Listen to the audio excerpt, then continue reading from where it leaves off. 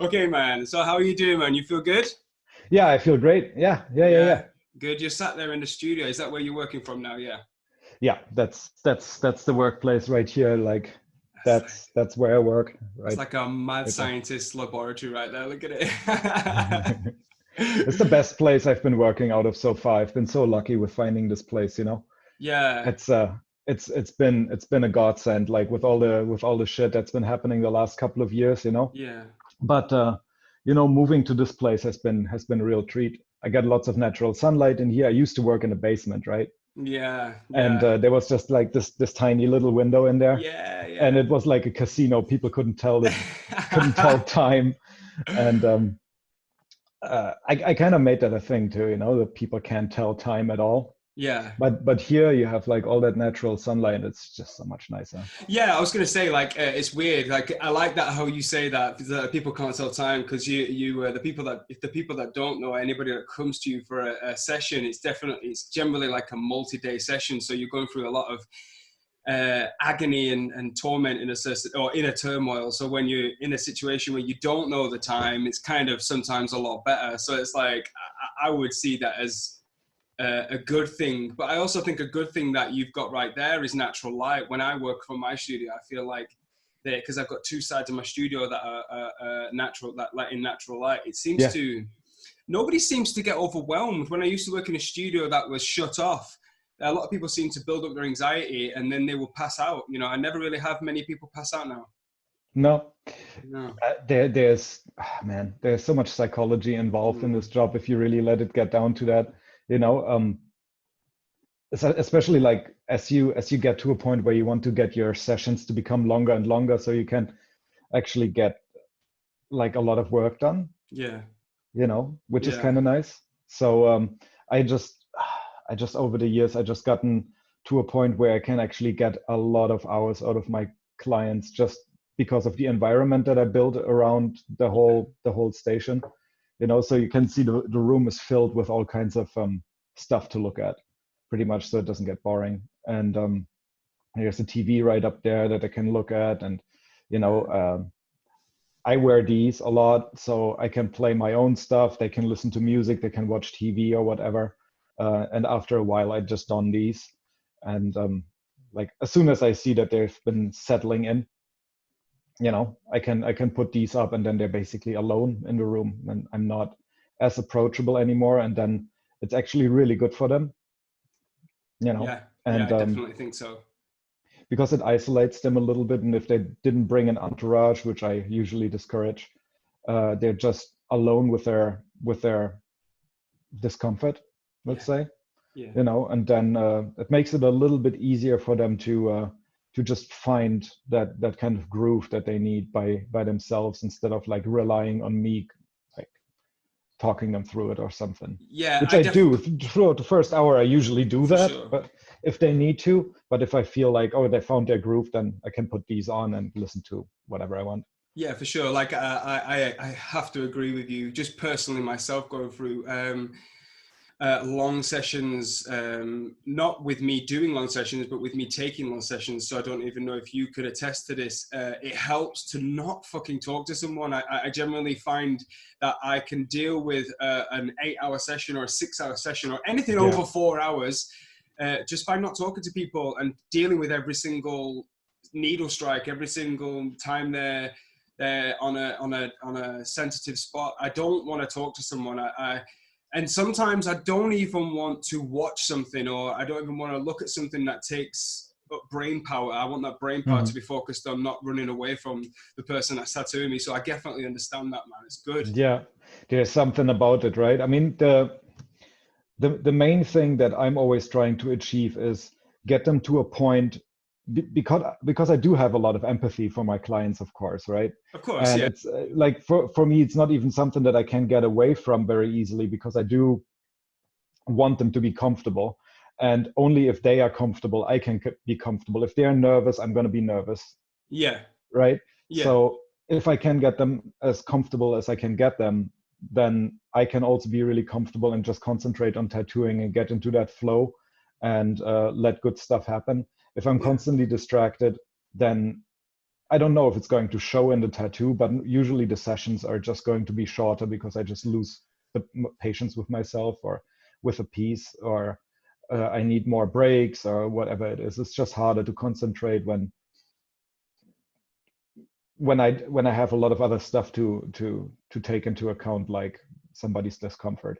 And you'll always have people that are a little bit more moving about, you know. Yeah, for sure. Not only that, you know, you've got to remember as well, as you will have remembered as well with the sessions that you've been on yourself. You know, it's a big deal, man. Someone's coming to you, they're coming to collect a tattoo from you. It's a big deal for them because, you know, your work is it's sought after. They want it, so it's a bigger and not only that, 9 times out of 10 they're traveling to you for your work. And they're bringing their money with them, so there's already so much on their shoulders that they've got to deal with first before they actually sit there and be like, right, and now I've got to take all this pain. So yeah, I think you when I have listened to the things that you've talked about in the past, you've helped me deal with my customers better. You know, certain things about keeping your washout bottle, your wash down liquid just a little bit warm and not too cold, you know, because it's too abrasive to the skin. You don't want to be constantly shocking your customers. You don't want to be doing that kind of stuff. So yeah, I think that's a good thing, man. I've definitely picked up a lot from you from that way, and I think you will have learned a lot just from yourself having to go through massive sessions with people, because you know, because like you say, you know, like talk people through your process. Like it's when a person gets off the plane and comes to you, if they have traveled to you, they'll come to you first. You're not tattooing on the first day, are you? No, mostly not. I mean, I've learned a lot from getting tattooed by Guy and actually having to travel a long way to get my tattoo as well, you know, and going through these super long sessions, going through a multi-day session.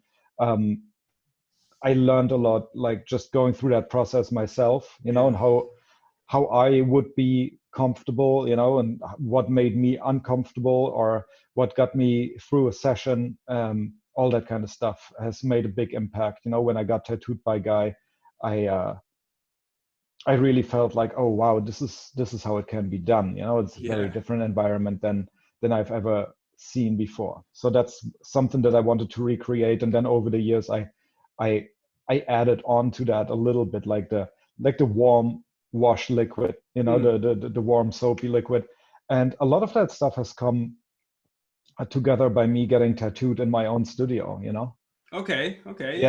Yeah, so like when I have friends coming around and we tattoo each other here, and I get tattooed by them, and then I really feel like, oh, this could be over there, this should be where I can really see the TV as well as I could. Like I have to kind of crane my neck, so I have to move that, or just little things, you know, this could be more perfect, or like, whoa, that water is really cold. That kind of really gets me out of my groove every time he takes a new piece of paper towel. Yeah. And then the cold liquid hits my, like I got tattooed on my front. Yeah. And you're very sensitive for cold, you know, like right on your chest, on your stomach. And I was always like, ugh. And like as soon as you just, you know, you contract all these muscles, it just really brings you out of it. And I was like, man, if that would be warm, that would be really nice. So I changed that. Just little things here and there, you know. Yeah, I think it's like an amalgamation of shocks, isn't it? So your body seems to have like a Tekken health bar that you kind of beat down every single time. Yes, 100%. And I think you have like a day's percentage where if you've eaten enough food and you've got enough energy that you can deal with pain and agony. But the more shock that comes into it, it seems to knock them down quite a lot. And I think cold water, because cold water immersion and therapy is shocking. So like when if you're trying to focus on the pain and the rawness of the agony of it, and then boom, somebody shocks you with water, but they constantly do it. You know, I've been tattooed by many people who, you know, the liberal wipers, you know, they're constantly like, some of them will spray water onto you and then they'll wipe you down. It's like, oh gosh, you know, like it does take it out of you. So yeah, it's good though that you managed to pick up over a period of time. Well, that's the thing, right? So I used to film myself quite a bit. I used to make time lapses of me working, or somebody else was filming me, and then I see myself editing it, and then I see how much I actually wipe, and I wipe a shitload. I wipe a lot while I work, you know, without really noticing. It's just like net. So like I'm constantly wiping, and I was like, man, that's rough, you know. And I've gotten tattooed by somebody who dry wiped me Oh quite gosh. a bit, like never put anything on his paper towel, and that was like the worst. That was the Yeah. worst tattoo session. Like once you reach the halfway point, the actually wiping is worse than the tattooing itself. Yeah. Yeah. And I was like, okay, if I can take that part away. So I started adding a little bit of oil to my washing liquid, Okay. just so there's a little bit more lubrication every time I wipe. And then also by warming the water up, Yeah. it's like how do you wash your dishes, right? With warm water. So Yeah. it's a lot easier to clean. It makes sense, doesn't it? Yeah. Right. So you have to wipe a lot less. And I just have way less mess. I don't really see any downside to it. And then towards the end of the session, usually as the water level goes lower and lower and lower in the bottle, the water gets hotter and hotter. And then, so, you know, by the end of the session, if I douse them with that really hot water, you know, that's really shocking then on the other end of the spectrum, but it's really good for the tattoo. That's You know, good to though. get some hot water on the tattoo by the end of the session. Yeah. But I can always like it's a little USB powered heat plate is all it is. I remember you showing you put that out. Yeah. Yeah. So you can just there's a button on the side of it where I can just push it and it just turns it off. So I can kind of control if it's getting too hot or I just refill the bottle. Where did you, where Marcus, where the fuck did you find that? Where did you, I always thought when you put that up, I was like, where did you find that? And Amazon. Really? Yeah. Wait, let me see. I should have one. That's absolutely insane. Because I remember when I saw it, I just thought to myself, how has this tattoo wizard found something that slowly warms his bottle of washing down liquid? It's just a coffee mug warmer. Really? And you just plug it into your. Here, there it is. Like I got one. I got a couple here because I tattoo a lot of tattooers, right? And they're all like, "Oh, where can I get one?" It's like, "Well, I have one right here for you, sir." Right, so that's awesome. This one actually plugs into a wall outlet, right? And there's a little touch button here. Amazing, man. So you can completely cover this up, and I usually put some paper towel on top of it, so there's a little bit of insulation because these do get very hot. And it's recessed into my workstation. I cut out a hole, recessed it so it's even. Of course you did. Of course you cut out a hole. Yeah, of course you did. It's perfect. This is the thing, you know, it's like I have so much time because I only do like 1 or 2 clients a week, which you get away with if you're working at home. You know, your overhead is pretty small. You just pay your rent and that's it. You don't have to pay rent for an extra studio. So you can just get away with, you know, working with a lot of, like with very few clients as compared to like having to churn through 2 or 3 people every day. Yeah. And man, my work, like since I've been working like this, and I've been working like this for 12 years now. Yeah, right. Okay. How long have you been actually? How long have you been actually tattooing? 16 years now. I started in 2004. Right. Okay. Yeah. So you started off in a studio then? Yeah, I started off in a piercing studio in Rotterdam in the Netherlands. Okay. And for a long time, I was the only tattooer there. So it was like me just basically self-teaching myself just right from the beginning. Yeah. I've never been in a mentorship, so I had to do it all myself and bullshitting my way through the first couple of years. Yeah. That's amazing, man. But did you find that as well that over a period of time, probably going to keep zipping back to your origins to a certain degree, but did you find that you picked up, because you say you're relatively self-taught, a lot of what you picked up will have been through you actually just doing it, because a lot gets learned from the practical side of doing something. Yeah. But did you find as well, like you said, when you went to go and get tattooed from Guy, I find myself, if I go and get tattooed from somebody, if it's a place where I can see what they're doing, but even if it's not, even if it's my back, I will look at their setup, I will look at how they're doing things, the way they work. Is that how you picked up quite a few things? A lot, but there's also Reinventing the Tattoo, right? Guy's book. Yes. And I picked it up really, really early on and used that as a guide to learn how to tattoo. And there's just like, well, it's basically a scientific thesis on tattooing almost that he Yeah. wrote, and he keeps writing and adding on to it. Even now, he's still like on it, and that book has been out there for 20 years, and it just keeps evolving and evolving, you know. And he keeps like, he's doing real science Yeah. basically, and he's, I mean, you know, he's communicating with all of us, you know. He's a very, very open person, so he's collaborating on the project now with all of us. There's like people like Kaya, for example. She's writing a chapter for it now, you know, on and he's approaching a couple of different people to write a chapter for Reinventing that are going to be published online. So he put out this big fat book, and then once you buy the book, you get a login code or whatever, and then you can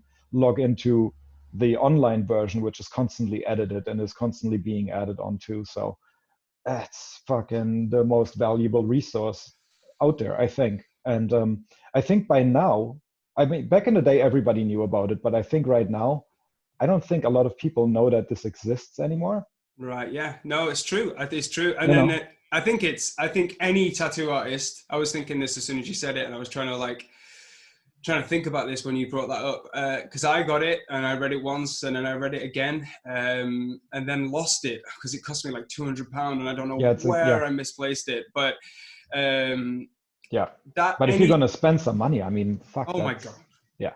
You know, like the knowledge is, you can't put a price really on knowledge, but it's like that was, I think any tattoo artist, even if you're going to be a realism artist, if you're a traditional artist, I think you can learn so much from every aspect of being a tattoo artist. That was, it helped me so much, because the place where I started tattooing, he taught me through quite a lot of the fundamentals of how to actually put ink into the skin and for it to heal properly, etc., and the procedure of sanitizing everything and things like that. But that book just broadened everything, opened everything to me in terms of like placement, how it's supposed to move, groove. And then I think anyone that's out there that's listening to this that hasn't got that book and has just started being a tattoo artist, or even if you're years in and you're struggling with things, that book will open up everything. We're blessed.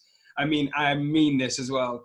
I think we are blessed to have Guy Aitchison and his open mind and his openness. And you know what? Honestly, nobody, and I mean nobody that I know, works as hard as relentlessly at education for our industry as Guy does. 100%. I don't know anybody. I know a lot of people who teach. I know a lot of people who work on seminars, and I know a lot of very, very smart people that are in this business who have very unique ideas and have a very good way of communicating and teaching. But he has been doing this for so long, and he has been so convinced that this is the way to go from like since 20 years already. And man, it's just really hard to top, you know. It's like, for me, he's a little bit of like my tattoo dad, you know. It's like the other week I dug out a couple of old photos of mine and I posted them on my Instagram from like a couple of weeks ago, and it was just old pieces of mine. And I looked into the metadata on those photos just to see what year are those from, and they were from 2006. That's like 2 years into me tattooing, and 2 years into tattooing, he offered me to do a collaboration with him. Wow. And I was like, what? No, and that was before we met each other in person. That was before I went out there and actually got tattooed by him. Wow. So we did a collaboration over email, just sending a drawing back and forth. And he was like, so yeah, if you're ready, you can tattoo this on somebody if you think it's good enough, you know. And then I was like, okay. And then I did, because of course, you know, what am I going to do? It's like, I was pretty intimidated back then, but then I looked at it the other day and I was like, that's actually not absolutely terrible. No, even though obviously like the design is pretty solid, because he's been working on it with me. Like, my Biomax sucked back then, you know, but he really, like, just with that one collaboration, I learned so much. And I don't know if you remember like your beginnings, like every piece, like once you have like one of those pieces that are these huge milestones, you can really remember like how much did you learn from that one single piece, and how important it is to knock that one piece out of the park, you know, and how exciting that is to share that with the world and to show everybody, and then everybody goes like, ooh. Yeah. And I was like, oh, good job, yeah. you know. And back then it wasn't even social media. I think MySpace was just around, and I just picked up on MySpace. I didn't even have it. There were no smartphones yet. There was not really an easy way to take a photo of everything that you're doing. And it was just, I was just sharing it around on forums. You know, it's like, look what I've been up to. And you know, just because of him, I've gotten so much traction, you know, because he, oh my God, like every time somebody from Germany or from the Netherlands or even from Europe approached him, he was like, well, you can come out here, but you can also check out this one guy that's over there, like this Markus guy. See, that's beautiful, like, isn't it? Amazing. What a guy. Yeah. So yeah, thanks, Dad. Yeah. Yeah, no, that's the thing about it. He's, and like you said as well, he is still, it's not just his teaching, man. That guy is consistently getting better, and that's impossible. It almost seems now impossible to say that. But for me, whenever I see his work and anything new that he comes out with, he's always pushing boundaries. He's always moving forward. He's never sitting back and thinking, oh, well, you know, I'm okay. I've got my money. I live in a nice place. No. That guy's pushing forward constantly. He's always trying to revolutionize his own style. He's always trying to push people to revolutionize their style, offering critique, offering this, you know, like you say, publishing new chapters. Well, it's a give and take kind of system that he can, because he's like, for where he's at in his career and what he has been achieving, he's one of the most humble persons that I know. You know, so he is not like afraid to give and take from people that are just starting out to tattoo. You know, he really believes very strongly that everybody has something that he might not have yet, you know, because you don't know. It's like there's so much that goes into your art that has nothing to do with art. You know, it's like your whole history, like what you've, like, if you've been on a titty or if you've been on on a bottle, you know, it's like, it depends. Like there's so many things that feed into like who you are as an artist, and it, like, so many people are so dismissive about people that have just been tattooing for 2 years maybe, and it's like, what does he know or what does she know? So yeah, should we I bet, you know, if there's people listening that have never heard of him, should we just say his whole name and where to find him maybe for a second? Yeah, man. Anybody that doesn't know, you are sleeping. But it's Guy Aitchison. He works at Hyperspace Studios in America. Where precisely in America is it? Is it? It's in Southern Illinois. It's in the middle of nowhere. But his website is hyperspacestudios.com or tattooeducation.com. Yeah, so anybody... that's where all of that stuff can be found. Hey, go and check him out, because I swear to God, you'll be looking at his back catalogue and marveling from pieces that he's done, over a decade ago, like the back piece he did on Carlson Hill and all that kind of stuff, you know, like... nuts.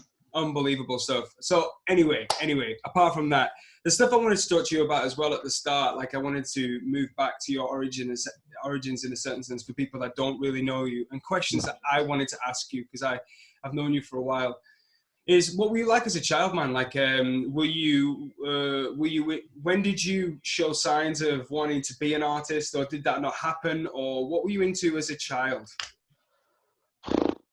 You know what, I'm such a scatterbrained, all over the place guy.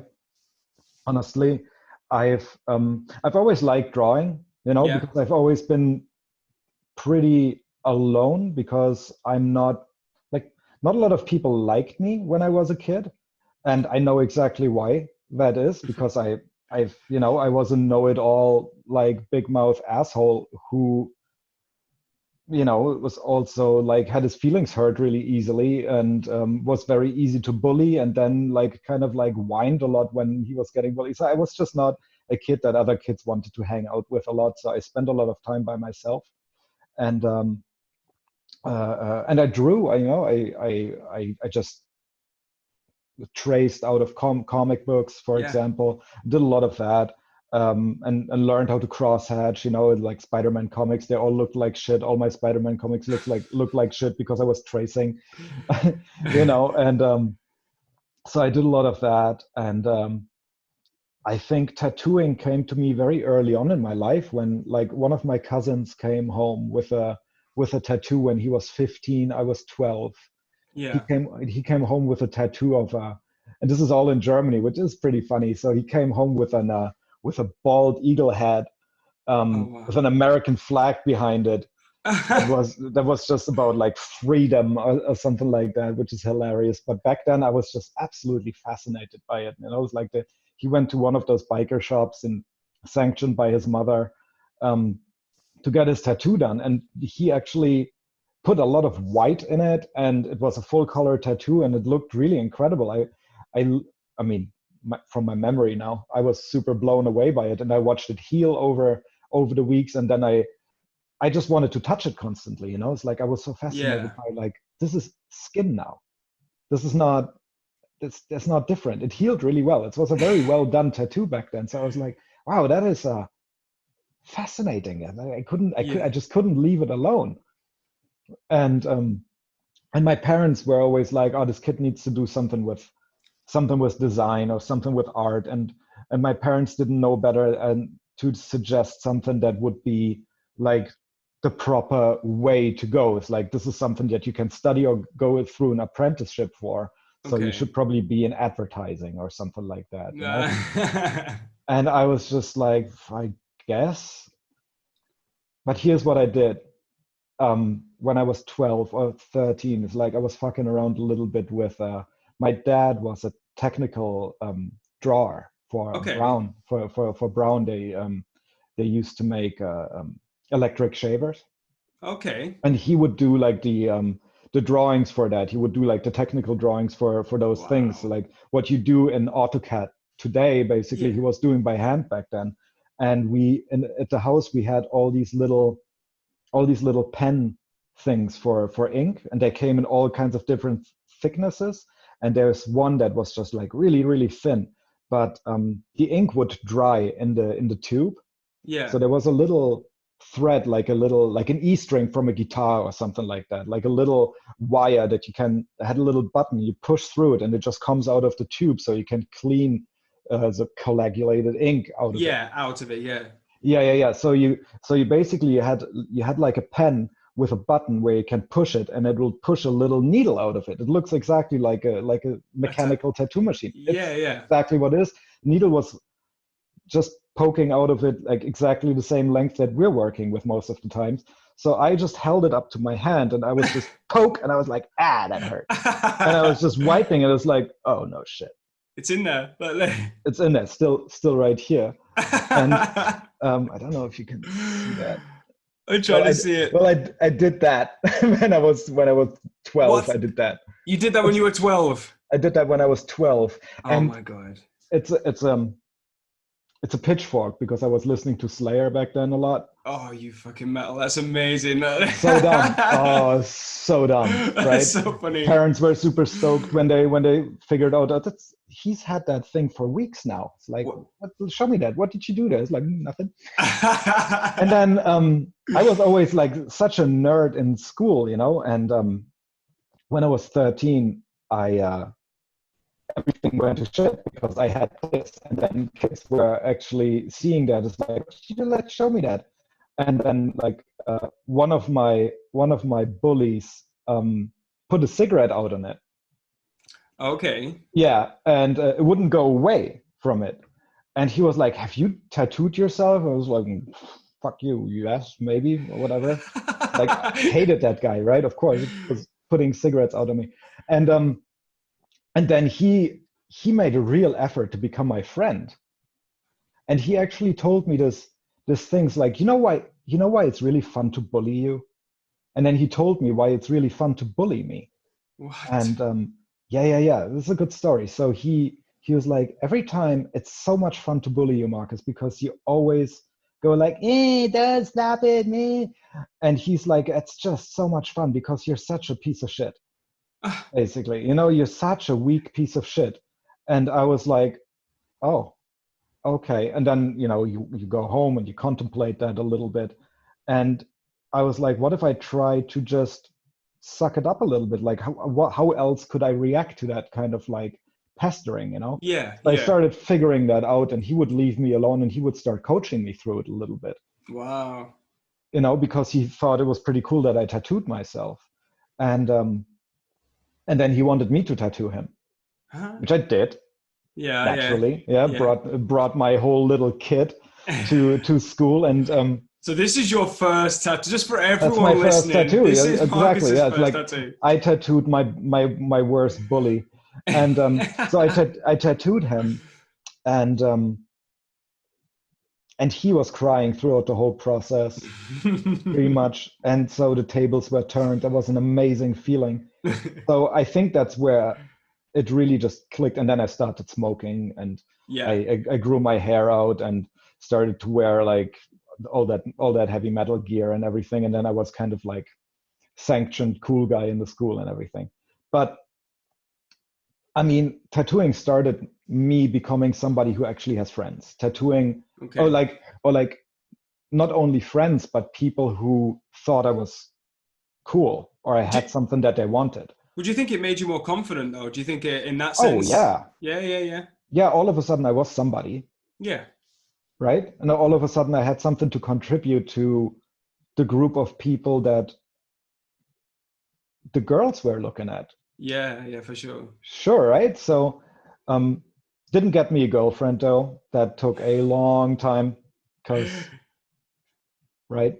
So and but that, I think that's where tattooing just got really wedged deeply into my head as the key to my success, and where the way of life that was given to you from society is like, you do your school and you do well in school, and then you do an apprenticeship, and then you go through mastery, like that's how you do it in Germany, and then you build your house, you have your family, and then you just make sure nothing interesting happens in your life until you die.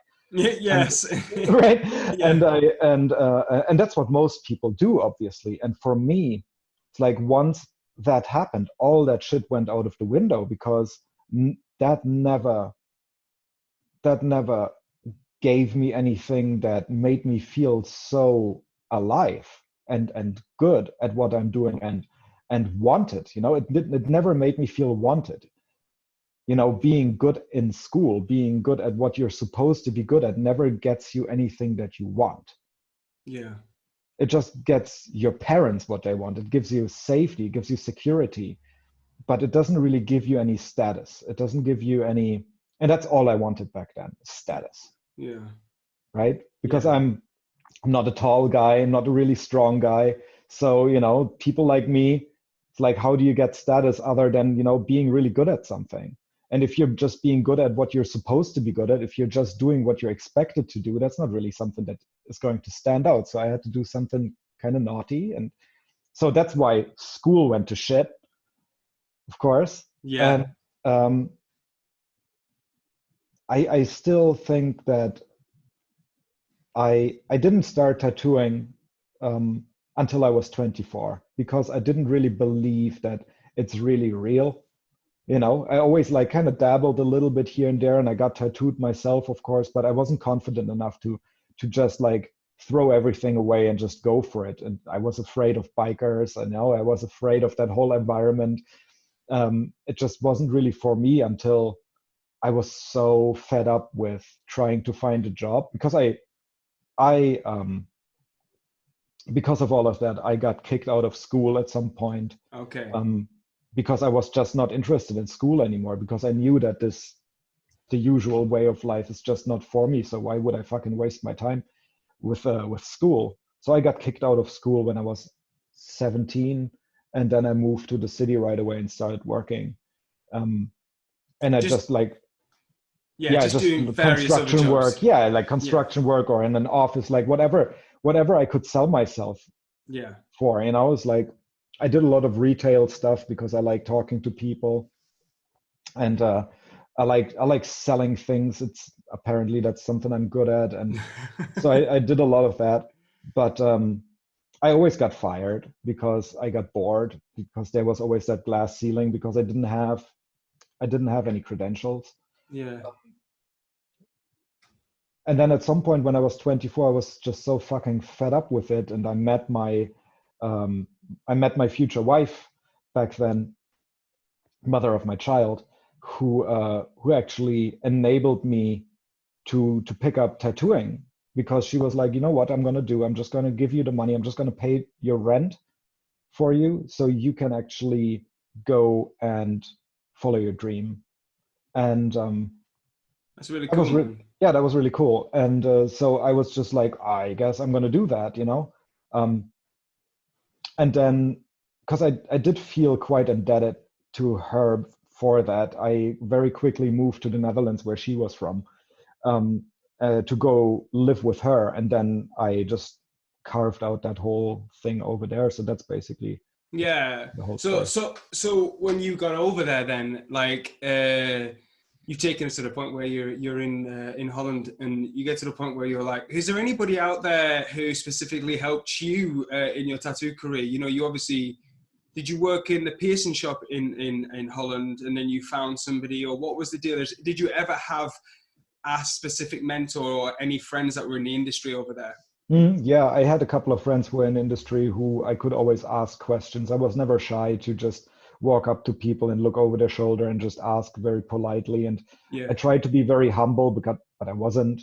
I was really arrogant back then. I was so fucking stoked to finally have my foot in the door with tattooing and to finally just be able to do that. But I was definitely very arrogant. I definitely thought like, oh, I can do this so much better than anybody else. You know, it's like, you and your black. I don't need this fucking stuff. And blah blah blah blah blah. And you know, I always try to do better and to raise the bar or whatever, like right from the get go, which is a really arrogant thing to do. And I mean, humbled myself along the way a couple of times, you know, and had a couple of burnouts because I was going too hard. And I became a father 2 years into my career too, which was a little bit of a distraction back then. And you know, my marriage wasn't that great either. Yeah. Um, so you know, a lot of it was based on me feeling like I have to go to the Netherlands because she kind of enabled this whole tattooing thing. So I kind of I have to be with her, right? Right. And Okay. Yeah. I found out pretty quickly that I isn't really the best thing for me. But we had a kid together by that time, you know, and it just all got really complicated. And we broke up. We got back together. We moved to Germany, you know, and we tried everything. We tried everything to save the relationship, but we couldn't. Yeah. And then by the time my daughter was 12, we broke up. And that's when I started moving out here and actually started like this studio, which has been the best so far. Yeah. So Yeah. that's when life has gotten really interesting, Yeah, I actually. remember. I remember finding out about your work. You must have been working in Holland. I remember because the address of your studio was super Dutch, and I remember tracking you down and being like, "This is where he is," because I remember seeing the winged sleeve and all that kind of stuff. And that I must have come across your work at that point. I don't know how. Obviously, it was so many years ago. But yeah, it's weird how fast time goes from that point, and how prolific you've actually been, and stayed on course and carry on doing the same genre as well. It's wicked. But like what I always wondered as well is at what point, because I don't know if anybody knows this, but like your work is you a lot of your work is digital. You do use other mediums and stuff like that, but a lot of your work is digital. When was the first time because obviously you've drawn beforehand, and Yeah. you might, I don't know if you've painted, because painting is quite a niche thing, isn't it? Like with oils or acrylics beforehand. But There's not enough pressure for me to do anything where there's not a client around. I find it yeah, really, really hard to do something just in my room by myself. I got into a point where I just invite my clients in with me, so I can actually design. There's something, and I don't know what it is. I procrastinate, man. Pressure, man. I think pressure's good. I think pressure Yeah. creates diamonds, and I think that's what works with you. You know, I think you talked about that. I think you once said in an interview many years ago that there was something about, and I think even, and this has just came out of my mind, even Richard Beston, you know, Bez from the UK, Yeah. he said that sometimes he will let the client come into the studio, and then the pressure is on because that day they expect to leave with something, but they haven't really decided what we're doing yet. And that you can sometimes prepare, but then sometimes just getting someone to your studio, to your house, talking about what they want, trying to figure it all out, and knowing that that person has got to leave in a few days with something that they're fucking happy with, and you're equally as happy with, and that you can put your name to and send back out into the big wide world. So I think that you said that pressure is a big thing that helps you, I think what I said back then, and I would still say so, that my mind is so easily distracted, you know, that I need like a whole scaffolding around this fucking tower of jello to just like keep me going from the beginning to the end. Like, and I need all that pressure from all sides to just keep me seeing it through. And as soon as I have something committed on skin, I'm there. You know, It's like, as soon as like my tattooing is really my favorite medium. It's the medium that I'm also probably the best in. Yeah. From all the media that I can work in. I'm pretty sufficiently good at Photoshop. I'm pretty good with Photoshop. I've been doing Photoshop for 20 years, but acrylics, oils, anything else is just for me, it's just a means to an end, and the end is always tattooing. Like, you know what, really lately, like just a couple of months ago, I realized something, because I have this arm is pretty much empty. Yes. Right? Yeah. And I realized that I always, because I do a lot of sleeves, and I draw every sleeve in a way that I would be very happy. Like I'm always like I'm drawing it for myself. I'm drawing every sleeve that I draw for myself. Yeah. And to a point where I'm almost afraid to get my sleeve done now. I can imagine. Yeah. You know, because then that goes away. And it's like, what if I don't give a shit anymore after that? Not that I would, I don't think I would, but you know, it's like, I don't know, there's always that little spark in the back of my head when I'm drawing on people's, like, shit, I wish that would be on me, you know, that kind of thing. That, yeah, I know what you're like, saying. that's kind of what I'm trying to get to every time. Yeah. And I feel like if I would cover my arm, or I have my arm covered by somebody, I don't know if I could keep that little spark, or if I would have to replace that by something else, or if once I do that, it all goes downhill from there or something. I don't know. Yeah. Like, but at this point, I'm almost afraid to get my second sleeve done. You know what I mean? In case, like, I know what you're trying to say there. If you get your sleeve done and it's done, then you're not going to have the idea in your mind that, like, this could be on me. Well, no, I can't now, actually, because my sleeve's done and I've got both of them done, and I don't. I've lost my power. Like, yeah, exactly.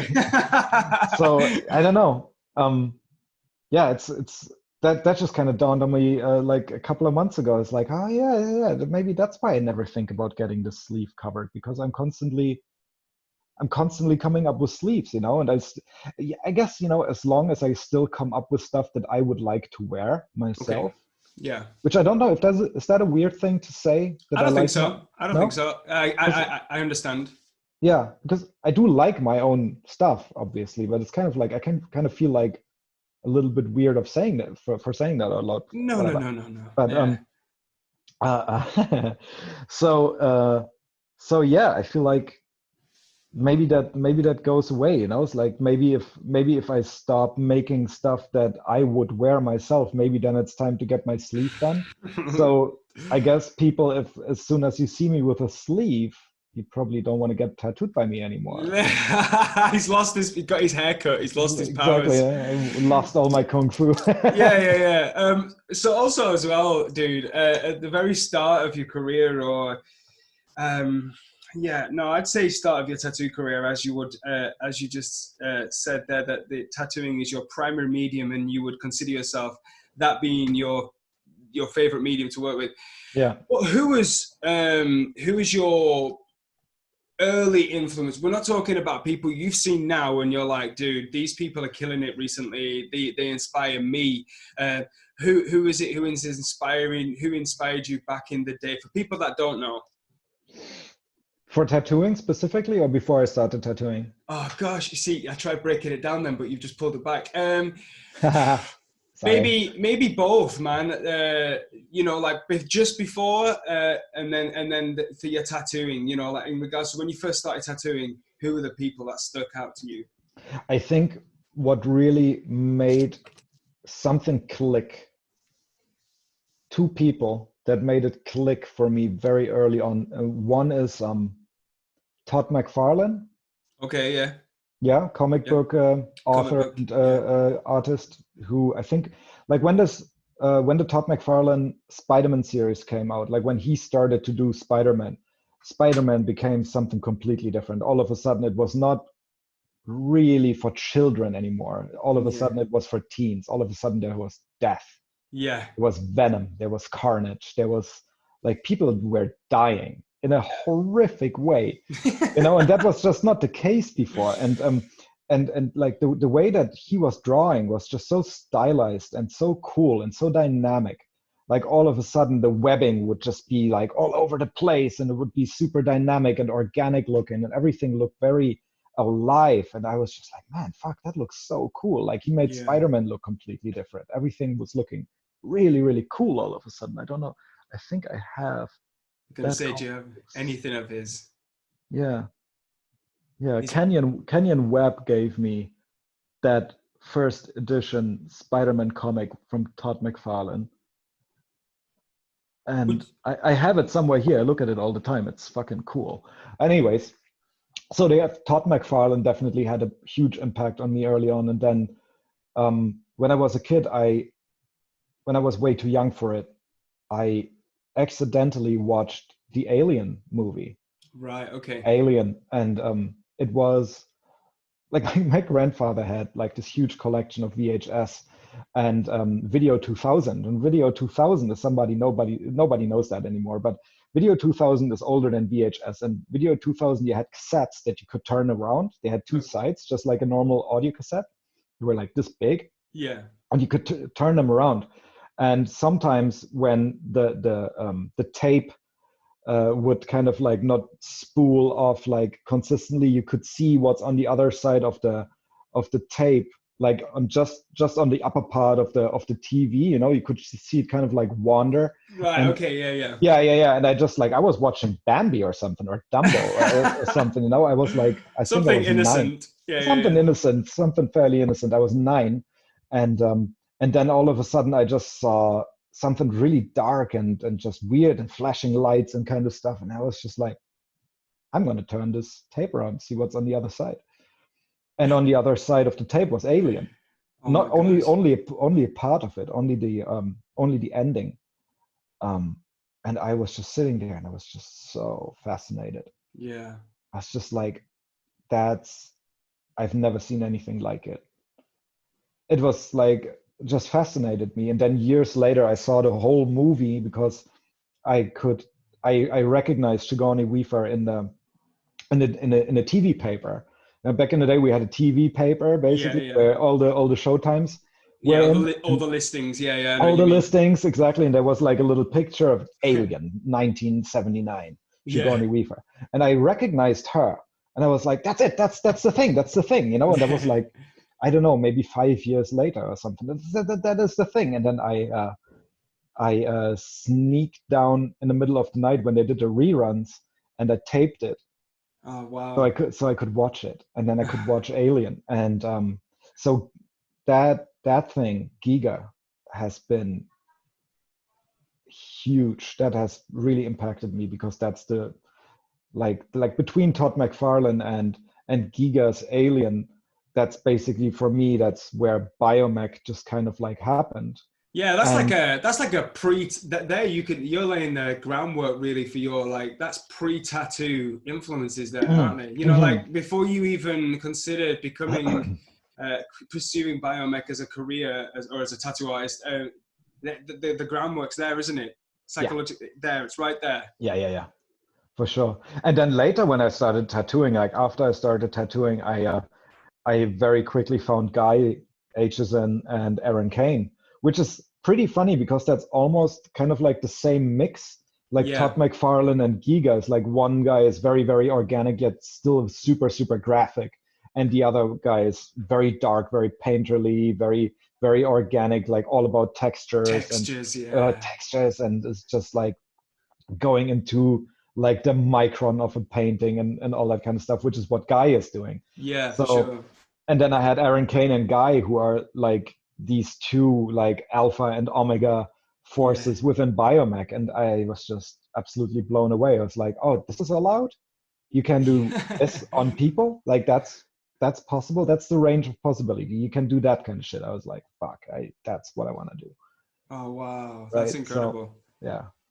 No So way. Aaron, that's what I wanted to do. And I knew then all of a sudden I knew like, oh, you can just draw biomech. You don't have to draw a thing. You can just draw whatever. And then I just stopped drawing things yeah. completely. So I can draw it all. Yeah. Oh no, you fuck off. Of course you Nah, can. No. I I think I talked about this with William Jones, who's a friend of both of us. Mhm. I think you've got there's people out there, as in yourself. Even if you're not, like, I think I've seen you draw various birds, Marcus, and it's one of the things where you've just got that. There's that flair to Sorry, it. yeah. Everybody's got their own flair to certain things, whether it's Yeah. birds, skulls, whatever. They'll and you pick up things from different places without even trying to pick it up. You don't even, yeah. And that's the scary thing about social media, or scary but not so scary. I don't know. There's like a fine line to walk there, isn't there? Whether you want to be heavily influenced by what you're seeing, or you don't, because you can pick up that influence from everyday life in nature if you go on various hikes, or just by visually looking at other people's work. You know, it's a scary thing to go down, but I think, like you said there, I think for myself in the start of my career as a tattoo artist, it helped me a certain degree to see like, oh, look, this is the bar. Like these are the people that are doing things that I think look incredible. How do I get there? Like what? And like Yeah. you say, sometimes you've got to be like, what are they doing there? And you've got to dissect it. I think learning from people or being inspired and influenced by people like Guy Aitchison and Aaron Kane, it always, I can't think of the word. It guts me that Aaron's not actually working, because I would love to see his progression and where he is now. Obviously, you can see his machines are ridiculous, but I just always think whenever I see him put a machine up, think to myself, what would he have been putting up if it was a new tattoo he'd have done? Would he have kept with this really bold language? Maybe he's just really, I don't know, maybe he's just really smart and he just stopped at a time where he thought he is over it and he wouldn't want to keep tattooing and putting that stuff out there and have everybody watch him decline because he's not doing something that he loves any longer. You know, he's making his machines, they look amazing, they're still getting better, he's working really hard on that stuff. And I think, you know, once you have the feeling like, I think I'm over it, I think I should stop, it's probably a good idea to do it, because isn't it way more heartbreaking to see somebody that you really, you know what I mean? Yes, definitely. It's heartbreaking that he's not doing what he's so good at anymore. But, you know, I think it'd be worse if he would do it to a point where you can really see that he's not into it, he just has to. You know, and I'm not saying that that's what happened. I don't know what happened. I don't have any contact with Aaron. We don't talk to each other. We don't really have that bond. But so I don't know why and what. But like I imagine, it's like if I would stop tattooing, it would be for a very, very good reason. Yeah. And if I would stop tattooing and do something else, it would be because I don't think I can improve on that anymore. And I don't believe in a static state. Okay. Right. So you either you get better or you get worse. Okay. Like either you always have to inhale or you have to exhale. You don't just stay at this static point where your work is just consistent and nothing happens. You either progress or you get worse. And if I have a feeling like my work is becoming to get worse, like either I have the energy and the vigor to go in and work really, really hard again, and just sit my ass down and just work my ass off and go to all the people that have ripped me off and see if they brought anything to the table and rip it right back off, you know, and do all of that shit. Because that's what I'm totally gonna do. oh yeah. It's like there's, come on. I mean, that's kind of how it has to go, right? It's like, yeah, for sure. A lot of people, and I don't like the word ripping me off, right? It's just all fun and games. But there's a lot of people who have been taking their liberties with my work, you know, and getting inspired by it and tattooing it on other people. I've seen a lot of it, and I know all of those people. Yeah. I know I have a list. Yeah. And I'm just watching to wait and see whenever they start bringing something to the table that I really, really like that I didn't think of. And then I'm just going to yoink. Yeah, well, it's like you say, Markus, and it's so true that it's like a language. So like when people see, I think you put that, you talked about it being, it's a vocabulary that you're using as a bioartist, and you bring all these things together because 9 times out of 10, the general public who don't know the language of being a bioartist, and they just see it, they think it's incredible if it's really well done, but they don't know what it is, and you get asked quite a lot of times what it actually is. So with that, there's constant the art form has been constantly being pushed forward.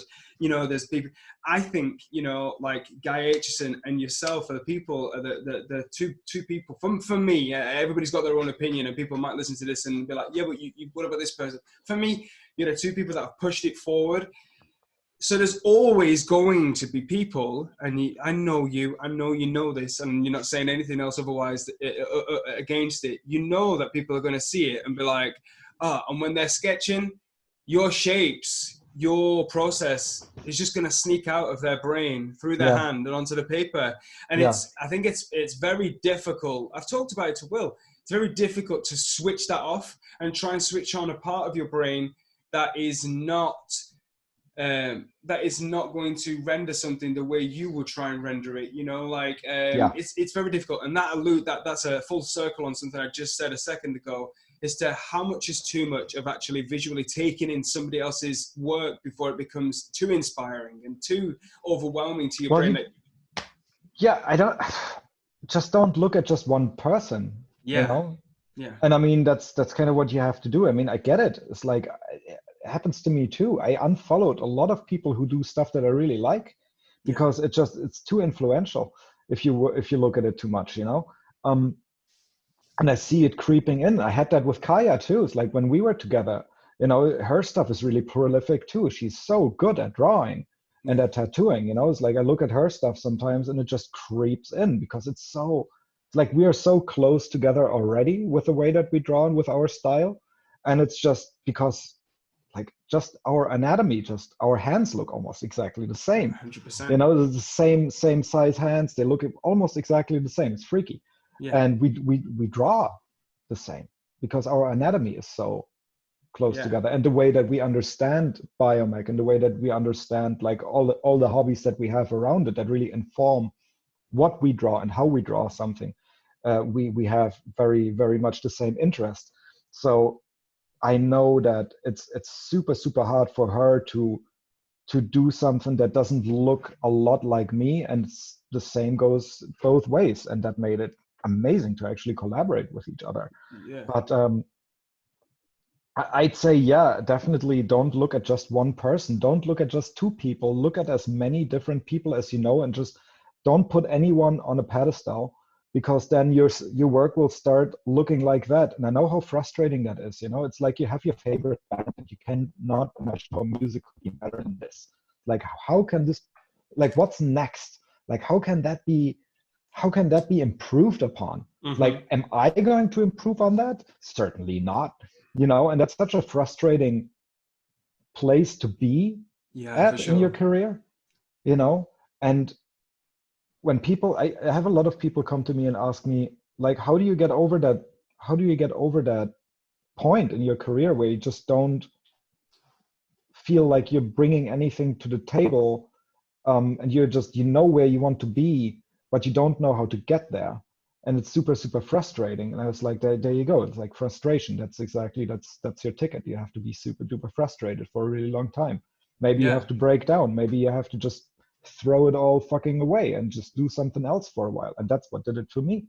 You know, I just stopped doing biomech. I did something else. I was too frustrated with it.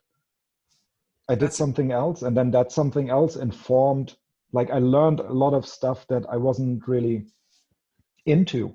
I didn't really want to learn any of that stuff, you know, but I was like, it's like right now with the fucking coronavirus, everybody's in lockdown. All of a sudden people will start learning how to cook and shit like that. Yeah, for sure. Like they didn't really were waiting to learn how to cook. That wasn't really on their fucking roster for their life. No. I was like, a lot of people come out of this and all of a sudden they know how to cook and they're really passionate about it, and it's going to improve their life a lot. Yeah. It's going to have an impact on everything else that they're doing from here on out, right? Yeah. And that's what an acquired taste is. Acquired taste tastes like shit in the beginning. That's why they're so valuable, you know. Once you acquired them, those are the most important tastes in your palate that you had, because you had to work really hard for them. And that's what I always tell people, like, do something that you really don't want to do. Okay, yeah. Like, as long as you keep doing exactly what you want to be doing, you know, it's not only is it intellectually lazy, but you also cannot expect to be doing something that you're going to be proud of, because it wasn't hard. Exactly. Right? And you also cannot expect to do something that is going to surprise yourself, because why would that ever happen if you do the same shit all the time and never switch it up with something? Unexpected things only happen if you do something that you really don't want to do. Exactly. So, nothing ever comes easy. Never, you know, like, if not you supposed to. No, it's not supposed to. And you've got to be uncomfortable. Like, I think I so wish that I'm in my 30s, like 35, and I so wish that I would have known in my early 20s that nothing comes easy and you have to be uncomfortable, because I just craved homeostasis. I craved eating loads of shit and not really pushing my mind and my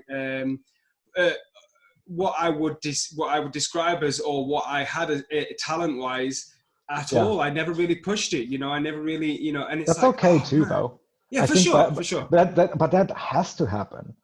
That has to happen. You have to have that time in your life where you're just coasting and you're just an asshole and you're just like, and you just think, it's all gonna come to me, and then you fucking find out that it doesn't, you know. And then all of a sudden you get humbled by your own bullshit, and that's how you turn into a person who is not full of shit anymore. And like, how else would you do that? I think that's really important. It's like true. The people that never happens to, you know, the people who just kind of like magically get by because they're privileged or whatever, and it just doesn't happen to them. Those are poor motherfuckers. Yeah, for sure. You know, it's like, is that really a privilege? Having an easy life, is that really a privilege, or is that actually a handicap? I think it's a handicap. Yeah. Makes for a really boring, unfulfilled life.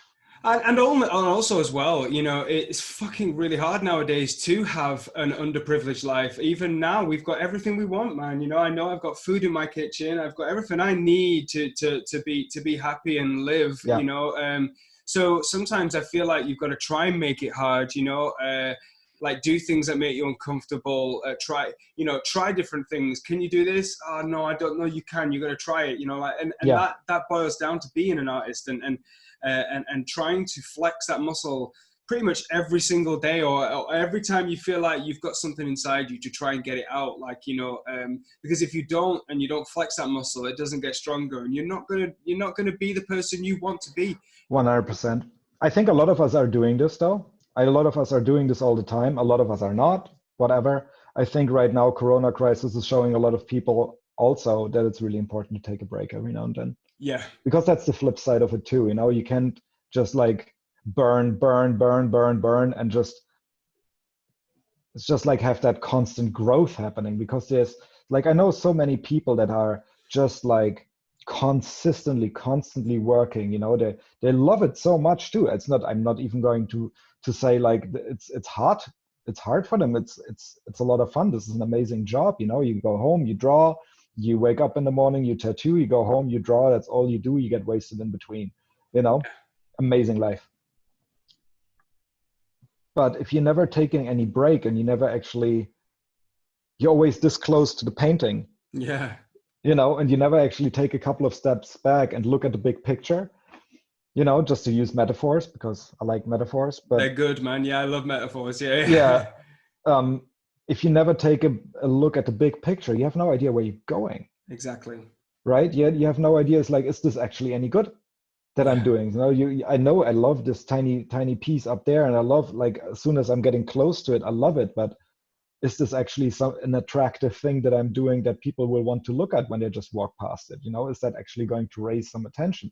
And big picture is sometimes really, really important. And it's like running a marathon. Yeah. At some point, you're going to break your legs if you keep doing it. Mm-hmm. And I don't like marathons. I think that's really, really bad for you. I think 100%. It's really bad for you. But if you take a short sprint and then you take a break and you smell the roses, and then take another short sprint and you take a break and smell the roses and take another short sprint, I think that's a really good way of life. That's how you build good muscle. That's how you get stronger. That's maybe you don't get as far, or maybe you don't get as far in a short time. But I think in the end, you have gotten further doing that than trying to do it all in one big stretch for no good reason. Yeah. Other than maybe being afraid that you're going to lose your kung fu if you stop for a second. Yeah. Because I think a lot of people are afraid of that. Yeah. But so what? Then you lose your kung fu, and then you're going to be sad, and you're going to feel like a piece of shit, and then you find it again, or you find something else. If you've been putting that much energy into something, at some point that's the kind of person that you are, and then you're going to fucking put that much energy into something else. It's so important to not burn yourself out. I've done 100%, it once or twice. Yeah.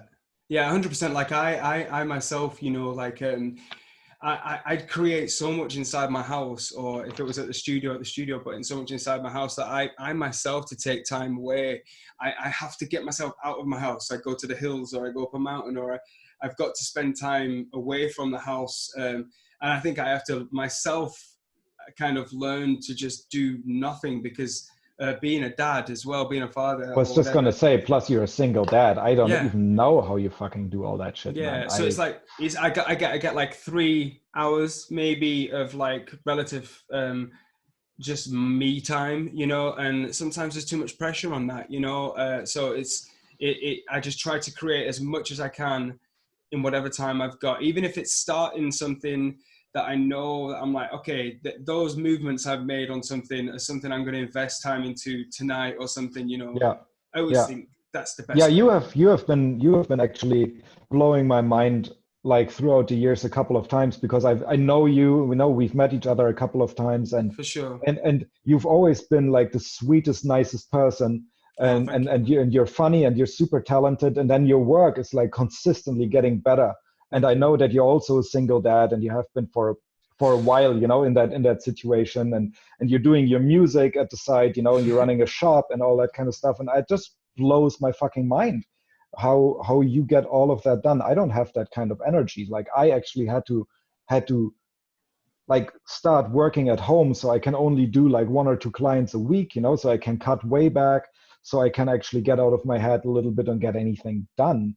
And I'm fucking living by myself, and I'm still like, oof, there's a lot of work, Yeah, dude. It's not because I'm lazy, because it's just I overwhelm myself. Well, you're not lazy. No, you're not lazy. I think the idea of that is when you've got no choice, and it's not just having no choice.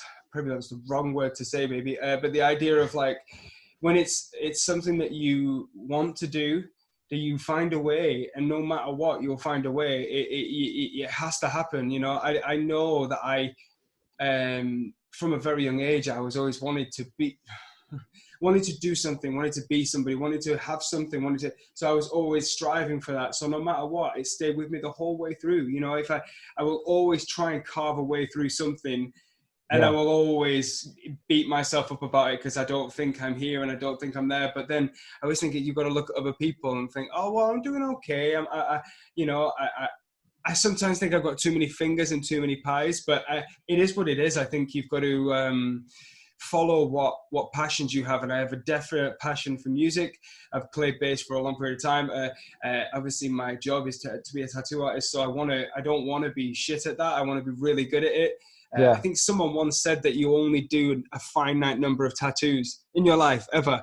So you better get on making them good. And I was just like, fuck yeah, actually you're right. And it's like, I need to that's my answer whenever somebody asks me why is that shit so expensive. It's because like I only have a limited number of those in me, because every time I do one, my body gets more shit.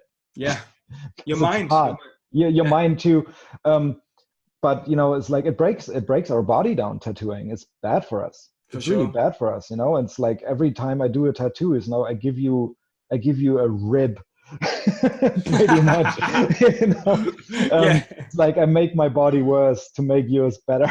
Every time. So that shit's got to be expensive, man. There's only so many I can do. For sure. Which is also a reason why I cut back so much, because I've overdone it, man. Yeah. It is hard. I think it's a hard balance to have. What do you ever have any? Oh gosh, I don't know if you just answered this, but I'm going to ask you anyway. But do you have like creative blocks, and if you do have a creative block, whenever you're like, it's just not coming out of my mind. Do you have any tricks to push through it? Like any Markus tricks that you found? It's going to be really annoying. Okay, so nowadays I can't really remember what I used to do. What I used to do was just add the pressure, just bring somebody in. Okay, yeah. So I have a sounding board. Talk. I like talking. You're good at talking. I told you that. I don't know if you can tell, but I like talking to people. I like having a sounding board and can hear myself speak and can hear myself like say something that I haven't said before. And as soon as that happens, then I have something to grab onto.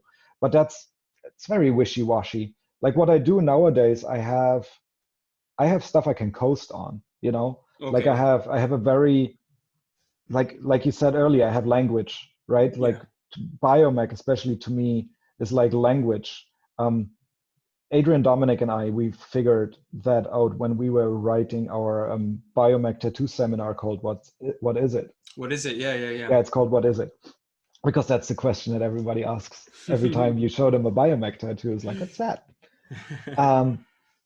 So, and we were like, okay, let's break that down. How are we gonna break down biomech to somebody who has no idea what to do with it or why to even pay attention to it? And we were like, okay, like probably the easiest way is to turn it into something that everybody understands, which is language. Yeah. And so we broke it down that way, and it turned out as really cool, and it's been guiding me like ever since. It's been guiding my own work ever since. So I developed a language, basically. I developed my own vocabulary that I can use to write visual poetry on people. Right. Okay. Yeah. That's so elegantly put, Markus. That's so beautiful. Oh, thank you. Yes. Thank you very much. I kind of like that too for a second. Yeah, but that's kind of what you do, It's like, so you're writing visual poetry on people with the language that you stamped out for yourself, which is your style. That's your handwriting. That's your own like unique a signature, basically. Uh-huh. Everybody has that, you just have to make sure it's pretty. People want to look at it, but everybody has that, and nobody really makes that happen. It just kind of happens. As soon as you start wanting to make that happen, shit happens that you don't like. It's like whenever you start really thinking about it, it's like you have these little automatisms, like when you're paying at a register and you put in your PIN for your credit card, and then you can't come up with it right away, and then you really have to think about it. It's not going to come to you. Yeah. Like you stumble over it if you're putting too much thought into it. Yeah. But if you just let it happen, it just kind of pours out of you. Like language. Yeah. Language just pours out of me. If I would start really thinking about the sentence that I'm going to say next, I'm going to do this. Yes. You're gonna stumble. Right? Yeah. Brains are not made for that kind of shit. No. It's like, and then you get really insecure and you get anxiety, and that's what anxiety is basically, is overthinking, right? And all that kind of stuff. So anyways, when you start overthinking the process, it stops being language and it turns into bullshit, basically. Okay. And you can see that. It's like, what I'm doing is bullshit. And it's so hard to just go like, oh, I'm just going to stop thinking. Who can do that? Nobody can do that. That's meditation. Nobody can really do that. It's like, it's so hard to come by, you know, to just like, especially if you want something really, really badly, to say like, oh, I'm just going to let go and just going to come to me. That's so counterintuitive. And what I always try to tell, like when I talk to my daughter about it, or when I talk to students about it, or people who ask me, I always like to liken it to a door in your mind that opens outwards. And as long as you push against that door and you want in, you push and you push and you push, you're not getting in, man. You have to stand back and wait for that door to crack. And maybe you get a foot in the door, and then maybe you get a look, you know? Yeah. So you have to stand back. It's a door. There's doors in your mind that open outwards, and pushing against them is just not the way it works. And there's a lot of those.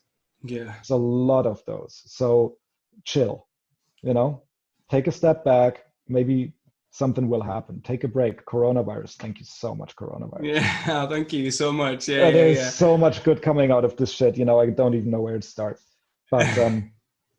But yeah, so your initial question was, what do I do to get over a lull or stepping out of a rut, like trying to kick myself out of a rut? And I can't really tell you that I have a certain technique. I'm just very comfortable in a rut. Okay. I don't mind it, because I have my language, and it's enough to write all the poetry that I want. I have enough language to write my poetry and to make myself understood in the way that I like to. So I'm pretty happy with that. And I don't really feel like I have to consistently get out of a rut, because if I look at people like Aaron Kane, for example, who are very, very comfortable just using a very, like, I want to say simple recipe to do all of their pieces, basically, which is what makes his stuff so attractive, because you could always tell that's Aaron. That's Aaron right there. You know, you could always tell, because not that his tattoos were simple, but you could tell that they're elegant. And elegance is simplicity. If you look in nature, you know, it's like everything is based on a very simple mathematical code. And as soon as, you know, you add a lot of chaos to it, that becomes less attractive to look at. And his stuff was always so attractive to me, because it is very readable and therefore elegant. So when I say simple, I don't mean that in a bad way. It's the opposite. It's actually amazing. It's very hard to achieve that. But he was always very happy to just use his recipe and just keep mutating it for every person. Like just twiddle the knobs on that. And I'm very happy doing that, because if that was good enough for him, that's got to be good enough for me. Who am I to be fucking having to reinvent the wheel all the time? That's not a very humble thing to do and to expect from yourself, right? I think it's way more humble to just be content sometimes and be like, yeah, I'm in a rut right now, but it's a good rut. It leads me to good places. It's not a bad rut, you know, I can coast. And that brings me back to just fucking chill. Yeah. Be in your rut, chill for a while. You know, maybe you find a door that's open. And then when you're chill, you know, you don't slam it shut by trying to get in there. You know, maybe you actually notice it being like just a crack open, and then you notice and it's like, I'm gonna check out what's behind that door. Yeah. Maybe there's something delicious, you know? Yeah. Is there a time fucking put me off then. Is there is there a point in a day which you work better? You know, I hear so many people talk about you know, I can only work till in the, you know, late at night. I can only work. I've heard people talk about being more creative in the morning. I myself, I've heard so much about sleep that it's destroyed me, and I can't be in bed by I can't be in bed. I have to be in bed before 11 o'clock because I just value sleep so much. Yeah, but me too. Yes, but it cuts down my, whenever I hear people being like, oh, I didn't go to bed till 2 o'clock, and you look at the stuff that you've done and they've done, and you're like, motherfucker, like I want to be as prolific as that, but yeah, I'm But at what price? At what price? Exactly. When you hear somebody like Matthew Walker tell you that the less you sleep, the quicker you die, you know, I think it's one of them things, Oh yeah, you know, where you're like, okay, I need it's to a character sleep. thing. It's like I wouldn't condescend to that. I think if that's how you want to be, there's 1,000 reasons why you would want to be that way. Mm-hmm. Maybe you just don't sleep very well. Maybe sleep is not a thing that you enjoy very much because you get night terrors or something like that. Or maybe you just have like anxiety all day and you just have to churn yourself to a point where you just have to sleep or whatever. I'm not judging when it comes to that kind of stuff at all, but I'm pretty well adjusted. Okay. I can sleep. Yeah. And I think because I'm pretty well adjusted and I haven't had a lot of really terrible stuff happen to me in my life that give me a lot of anxiety throughout my day. I think I can start my days pretty relaxed, and but also my output and my my output is not as high because of that. Because I am chill. I don't think like, oh shit, I have to do like 1,000 pieces this year. No, like 5 good ones. Yeah. That's fine. You know, that's enough, you know, for me. And I just don't like to measure myself against people that are super different from me. I like to measure myself against people that are very, very similar to me. And even that I don't really do anymore. I like to measure myself against me months ago or me weeks ago, and then sees like, is there an incline or is there a decline? And as long as I'm still a better person, and I mean across the board as a better person, because I'm not just an artist, I'm also a person, right? So it's like if there's no artistic incline, if there's no artistic advancement been this year, which I don't think there has, to be quite honest with you, this last year, 2019, I don't think I have done anything that I couldn't have done in 2018. Okay. But as a person, I learned so much. There we go. I learned so much as a person, as a father, as a partner, as just how I treat myself, how to, you know, so many things just on a personal psychological level. I learned so much. Who am I to expect from myself to make such big strides psychologically and also make big strides as an artist? Wow.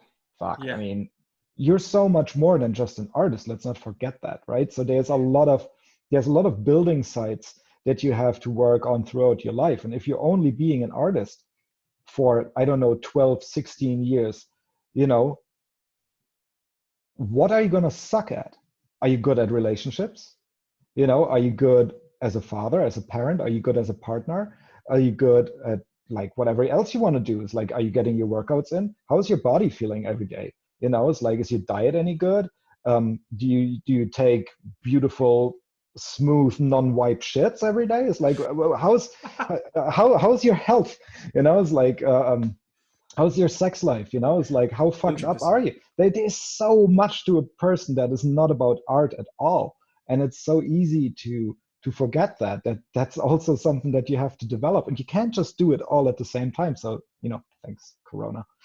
Yeah. Again. Oh, dude, that was absolutely amazing. That's my soundbite. I've got it there. You just gave it to me. I completely agree with every single bit of it, and it's definitely not something that has been with me for years. It's only something that's come to me over the past few years. You have to take care of every other aspect of your life. You cannot expect to be a good because it's going to catch up with you. Yeah, exactly. It's going to catch up with you, and it's going to suck. And I hate it when stuff catches up with me, because then people will leave you. That's normally how it catches up with you. Yes, right? Exactly. Like, because people are like, oh yeah, you're a super impressive artist, but you're kind of a cunt. You know? All of the stuff, you know, like all that kind of, if you're not ticking boxes, Yeah. and you're not taking stock of yourself as a person, as a human, then at the end of the day, you're going to sit back and you're going to hate yourself, or you're going to dislike yourself. Hate's a strong word. And you're going to be left at a position where you've got to actually really work on yourself. And I think when you do that, and when you actually take stock of everything and you start ticking those boxes, making sure you get enough sleep, you're nourishing yourself properly, you're exercising, you're getting your heart rate up, you're having good sex, you're eating good food, it all fucking matters. It all matters because you're a human being, and that's what we do. And we forget about that kind of thing. We forget. It's little things too, you know. Do I make eye contact do I smile enough? Do I let people finish their sentences? Do I interrupt them? You know, it's just like these little things that, how do you not know that about yourself? Right? There's so many people that have no idea, and they just work on their art all the time, and they forget that there's so much more to you as a person than that has the potential to make you happy than just the stuff that you're actually doing. You know, it's cool for a while, but how hard is it to actually have to do that work once it actually became a problem? You know, with art, it's not a problem. I just draw more. I just sit down and I draw more, or I can just, you know, take a break from it. But it's something that you can do with your hands, and you see an instant result. You have an instant feedback loop. You know what you're doing. With your mind, holy shit, man, that's really hard work. It's very, very squishy. Sometimes people need therapy. Fuck, if you let that shit go for too long, it's really, really hard to reel that back in, because you don't even know what you're doing. So I've been doing a lot of hard work the last year to make myself into a person that I actually like, and that is likable for other people, you know, that's actually a little bit chill, that doesn't judge, that doesn't interrupt people as much, that doesn't is so eager to hear myself talk, which I'm still working on that. You know, I there's so many things that I think are really important to touch up upon. Yeah. Look, listen, you say a few things there, Marcus, and I think you, to a certain degree, personally myself, I feel like you should sometimes cut yourself some slack. I think I've done that all my life, though. Yeah, I know, but for me, I feel like problem. I to a certain degree, you think you have. I don't know. I think that you have things to say, man. There's not many people that you can come across in everyday life that you can sit down and have a conversation with, and you can take something away from them, from that conversation, from that meeting, from that discussion. You will have met people throughout your tattoo career that have walked into your home studio that will have had absolutely fuck all to say to you, and you'll have taken nothing from them, or you'll have had people that have just made you see things so much more clearly, so much more openly. You'll have been in a rut, and they'll have told you something, and you've been like, yeah, right, yeah, wow, I can't believe it. Even if you didn't admit it to them at that point, I think you, for as long as I've known you, even if, I don't know, it's one of them things. I'd like to say that even if I didn't speak to you, I could look at your work and know that you have a complex mind that would have something valuable to take away from. So like, when it comes to you talking too much, I don't think you are. I just don't think people talk enough. That's what I think. I think the only thing about trust me. The only thing about it is that I will say, if you'd be my roommate, dude, you'd be so sick of me. Oh my god. And you know what? And like one of the things that I kind of fed up with myself is that I do talk a lot, and I do talk a lot out of my ass. I do philosophize a lot. I like my brain. It's good brain. Mm-hmm. I come up with a lot of cool stuff that kind of makes sense, and then I just blurt it out and I test it, and I look for people to be my sounding boards and actually see if these things that I came up with actually work, and you know, use them for, like, I do the science, but I don't really collect a lot of experience. Because I don't really go out a lot. I'm not really like very outgoing, and don't go to a lot of conventions, don't meet a lot of people other than the people that come to me. It's a very self-selective group. So it's not really, I don't expose myself very much to chaos. Okay. Right? So a lot of the things that I say that sound like they make a lot of sense, they were grown in a vat. I understand. You know what I mean? You know what I mean? Yeah. And so I try to change the things that I'm talking about, and I only want to talk about stuff that I actually have experience in. So humbling myself a little bit more. That has been really a journey throughout my life, where I'm like, oh yeah, you are a piece of shit. You know, of course people bully you in school because you're fucking a know-it-all. You know, and that's, nobody likes that. And that is just something that I keep just turning that knob back, and now I came to a point where it's like, yeah, why would I talk about stuff that I didn't really have that much experience with, that I can think about and make sense of with my sense making mechanism, which I think is a pretty good one. I think I have a pretty good sense making mechanism, but I hardly ever put it to the test. Like, one of the things that's a good example is, for example, drugs, right? I've never been taking a lot of drugs in my life. I don't know what I'm talking about when I'm talking about drugs. I'm not that interested in them. And I condescended to it for a really long time. I looked down on people that were taking a lot of drugs. And I was always like, what? I don't see, why would you do that to yourself? Why would you do that to your brain? Whatever, blah, blah, blah, blah, blah. And now with 40, I started to take a bunch of psychedelics.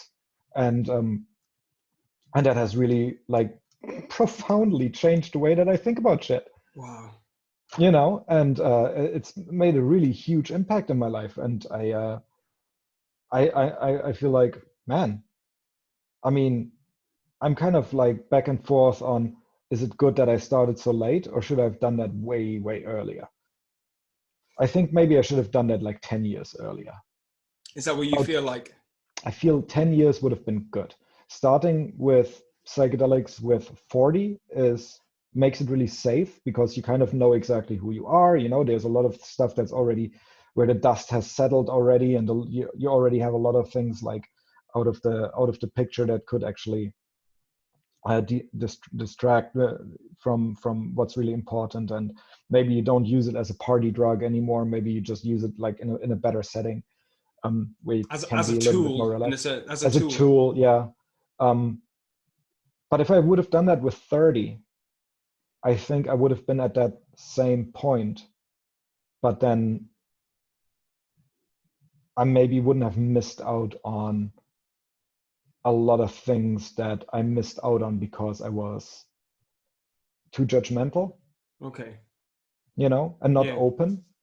Like, because one thing that these drugs definitely have helped me to become is somebody who is way less judgmental, because they show you all the shit that you have no idea about. They show you that there's so much more out there. You know, it's like, especially about spirituality. I used to be a really, really gung-ho atheist. Okay, yeah. And now I just can't really say that atheism, like just pure skepticism, atheism, and just pure being all about science, which I've always been, I just don't think that is the way to go through life necessarily. Because science is just a language, but it's not a story necessarily. It's a language. It's really good. You know, you find more and more vocabulary to tell a story with, and that's amazing. Science is amazing. I love it. But what am I telling? What am I talking about? And I think spirituality that's the, you know, that's the meat right there. That's the story. That's where the warmth is. That's where, you know, you can talk about maybe that people can actually do something within their own lives, you know, in their own personal lives. And if you can mix that, you know, then you're doing something really profound. And that is something that I have found for myself. And man, it's been really enriching my life and the way that I think about things. And I shut up a lot more, you know. Not right now. I was waiting for you to shut up. No, joking. No. I know. I saw it. I saw it in your eyes. No. So your eyes glazing over. No, I love it, man. I love that, because it's one of those situations where I myself, a firm believer in science. You know, you stack so much of your own like personal opinions upon science, and then I gradually, as time goes on, I listen to so many different people. Like I myself, or you'll listen to different podcasts, audiobooks, etc. Yeah. And there's a lot of things that can come across as woo-woo, and you hear a lot of people talking about it. Even people whose opinion, for some reason, you stack them up, on top of above other people's opinions.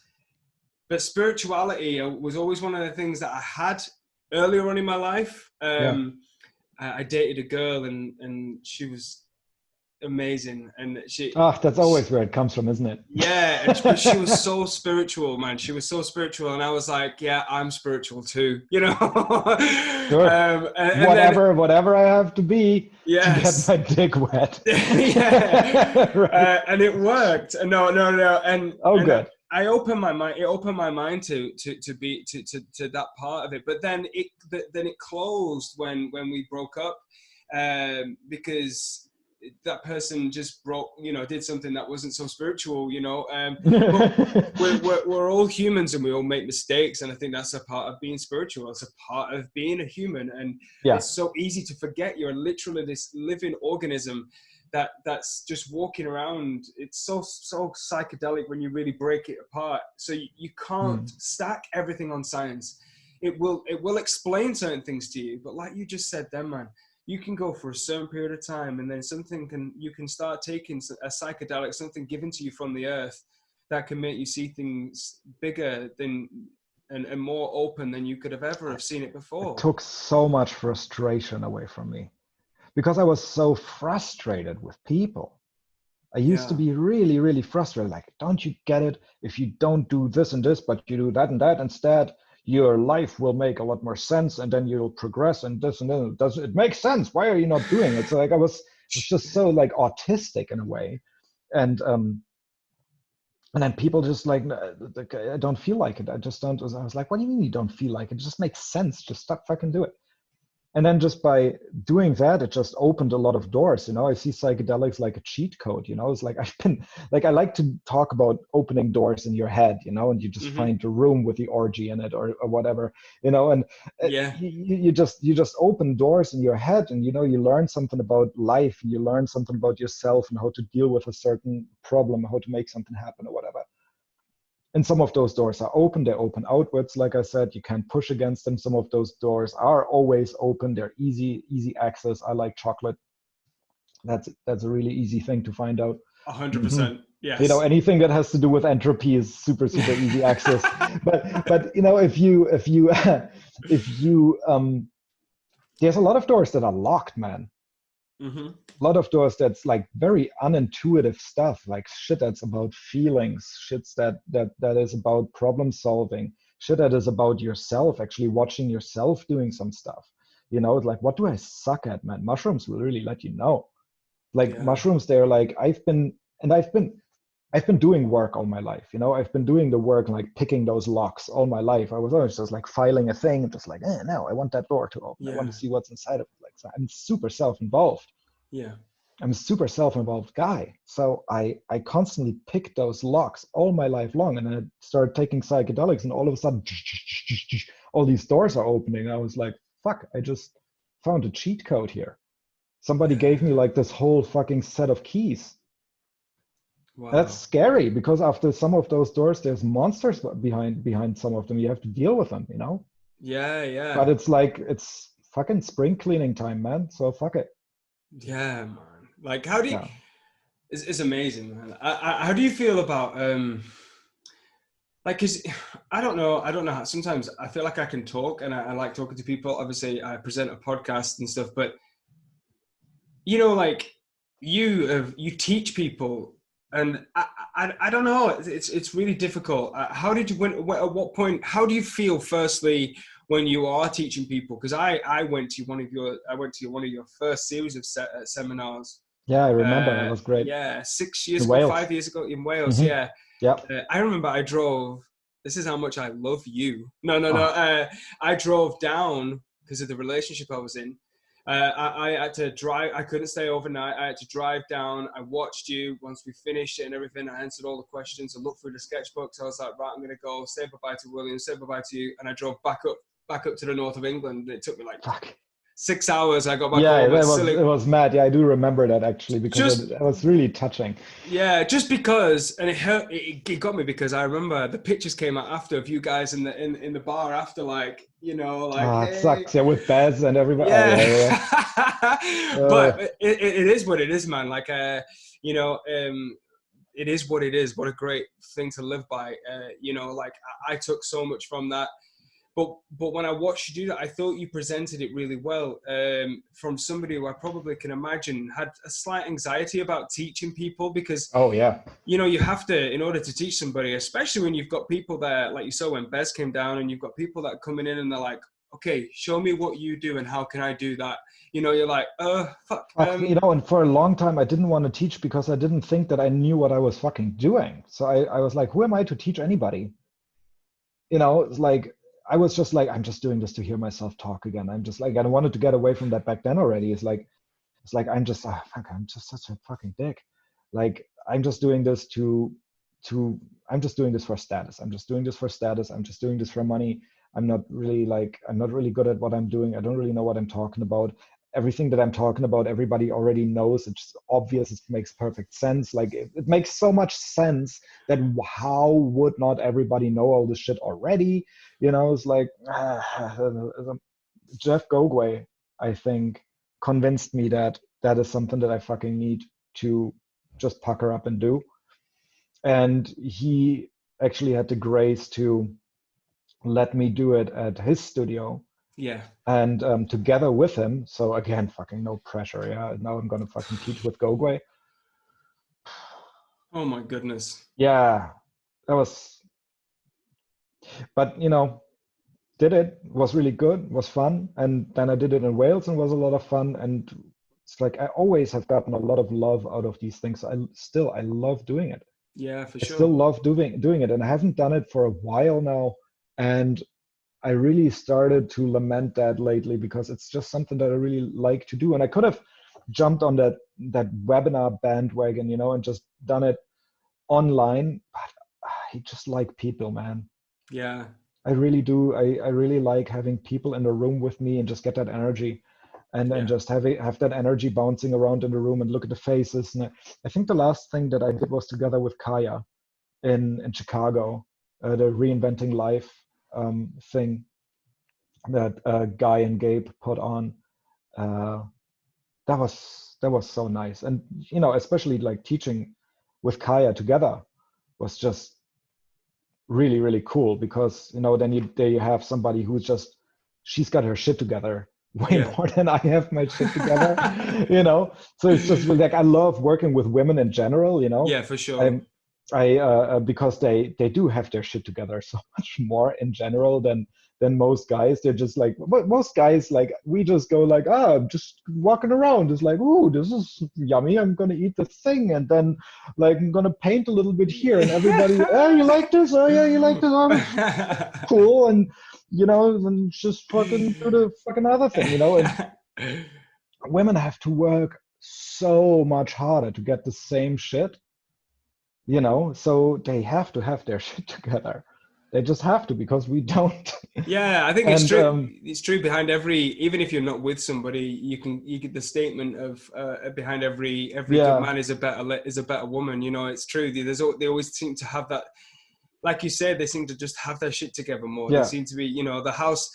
You could tell a woman, the house has got a woman's touch when a woman lives in the house. Like, I know the house that I live in.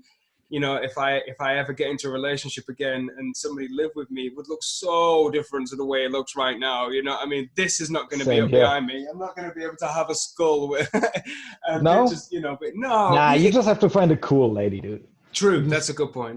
You just have to find a cool lady that likes the same shit that you like to. That's a good and point. that's definitely out there. I don't think we should see women as somebody who is trying to impose themselves on us. A lot of them are, obviously, but that's up to you. It's up to you to just find somebody, or to just keep looking for somebody who just likes you for who you are. And everybody can use a little bit of adjustment, man. But you do so much, man. You're a single dad. It's like, I don't understand what woman would have the nerve to just go in there. It's like, oh no, we're gonna do this much different. I was like, fucking get the fuck out of my house. Yeah. Like, I'm not gonna fucking entertain that for a minute. That's true. No. It's It's about true. respect, it's like if there's somebody who wants my respect, they have to put out respect too. And if there's not mutual respect, it's fucking doomed from the start. Fuck that. I'm not going to Yeah. do that. But No, it's, teaching with Kaya was really good, because we have a very similar energy. She's very like the way that she talks is very prolific, so like people listen when she speaks. She knows how to grab attention in a room and how to, and all of that. So that's been really, really nice to see, and there's not a lot of women who can do that. yeah. Yeah. She's got a presence, and I think so do I. And together we wanted to teach a lot more. We had this whole other thing planned in Montana For before sure. before the virus hit, and then the virus hit, and then that was off the table. And now we don't know when we can actually do that, or if we can still do that at For sure. all. We don't know, because yeah, our relationship status is also a little bit unsolved still. Yeah. Yeah. Because we are so far apart, Yeah. and there's a virus keeping us where we are, and all that kind of stuff. So there's just a lot of things that come in between me and teaching the way that I really want to teach. Because after teaching with her, I feel like, man, fuck, it's like, sure, I can do that alone, sure, I can do that by myself, but I would miss that extra Yeah. factor Yeah. that just Because makes me so much better, that basically fills in everything that I don't have. you've broken your teaching self. Basically, what you've done is you used to teach on your own, Yeah. and now you've taught with somebody who's got their shit together. You're like, oh, I can't do it on my own now. Like, No, no, no, I don't want to do it on my own you don't anymore. want to do it on your own. Yeah. No. Yeah. Yeah, we had this really cool idea. Like, we came up with a lot of cool shit together, and like we wanted to do. Can I talk about this for a Of second? course Because you I, can, I man. because I think that was a really cool idea that we had, Go and for it, man. I really hope that is still going to happen. So what we wanted to do was we wanted to do a whole teaching weekend, basically. And like, on the first day, maybe get everybody together and just do a meet and greet and just get to know everybody on eye level. It's like get to know all the names. It's like, see where everybody's coming from, have a beer together, maybe take some mushrooms together, or Yeah. whatever. Go on a nature walk, like first day, go on a nature walk, and just go like reference hunting, and like maybe talk a little bit about how we're doing it, and like how we go reference hunting, and what inspires us in nature, and how to find like the perfect little thing, and best artist to steal from is nature, right? Yeah. It's like For not sure. going to come after you. um, so that's something that we wanted to do, and then we wanted to use our knowledge of biomech to actually teach harmony and contrast and composition, flow, and all of that kind of stuff from a biomech perspective, but in a way that is really adaptable for all tattoo styles, Right. Okay. right? Yeah. Because both of us feel like what has made our work very stable and very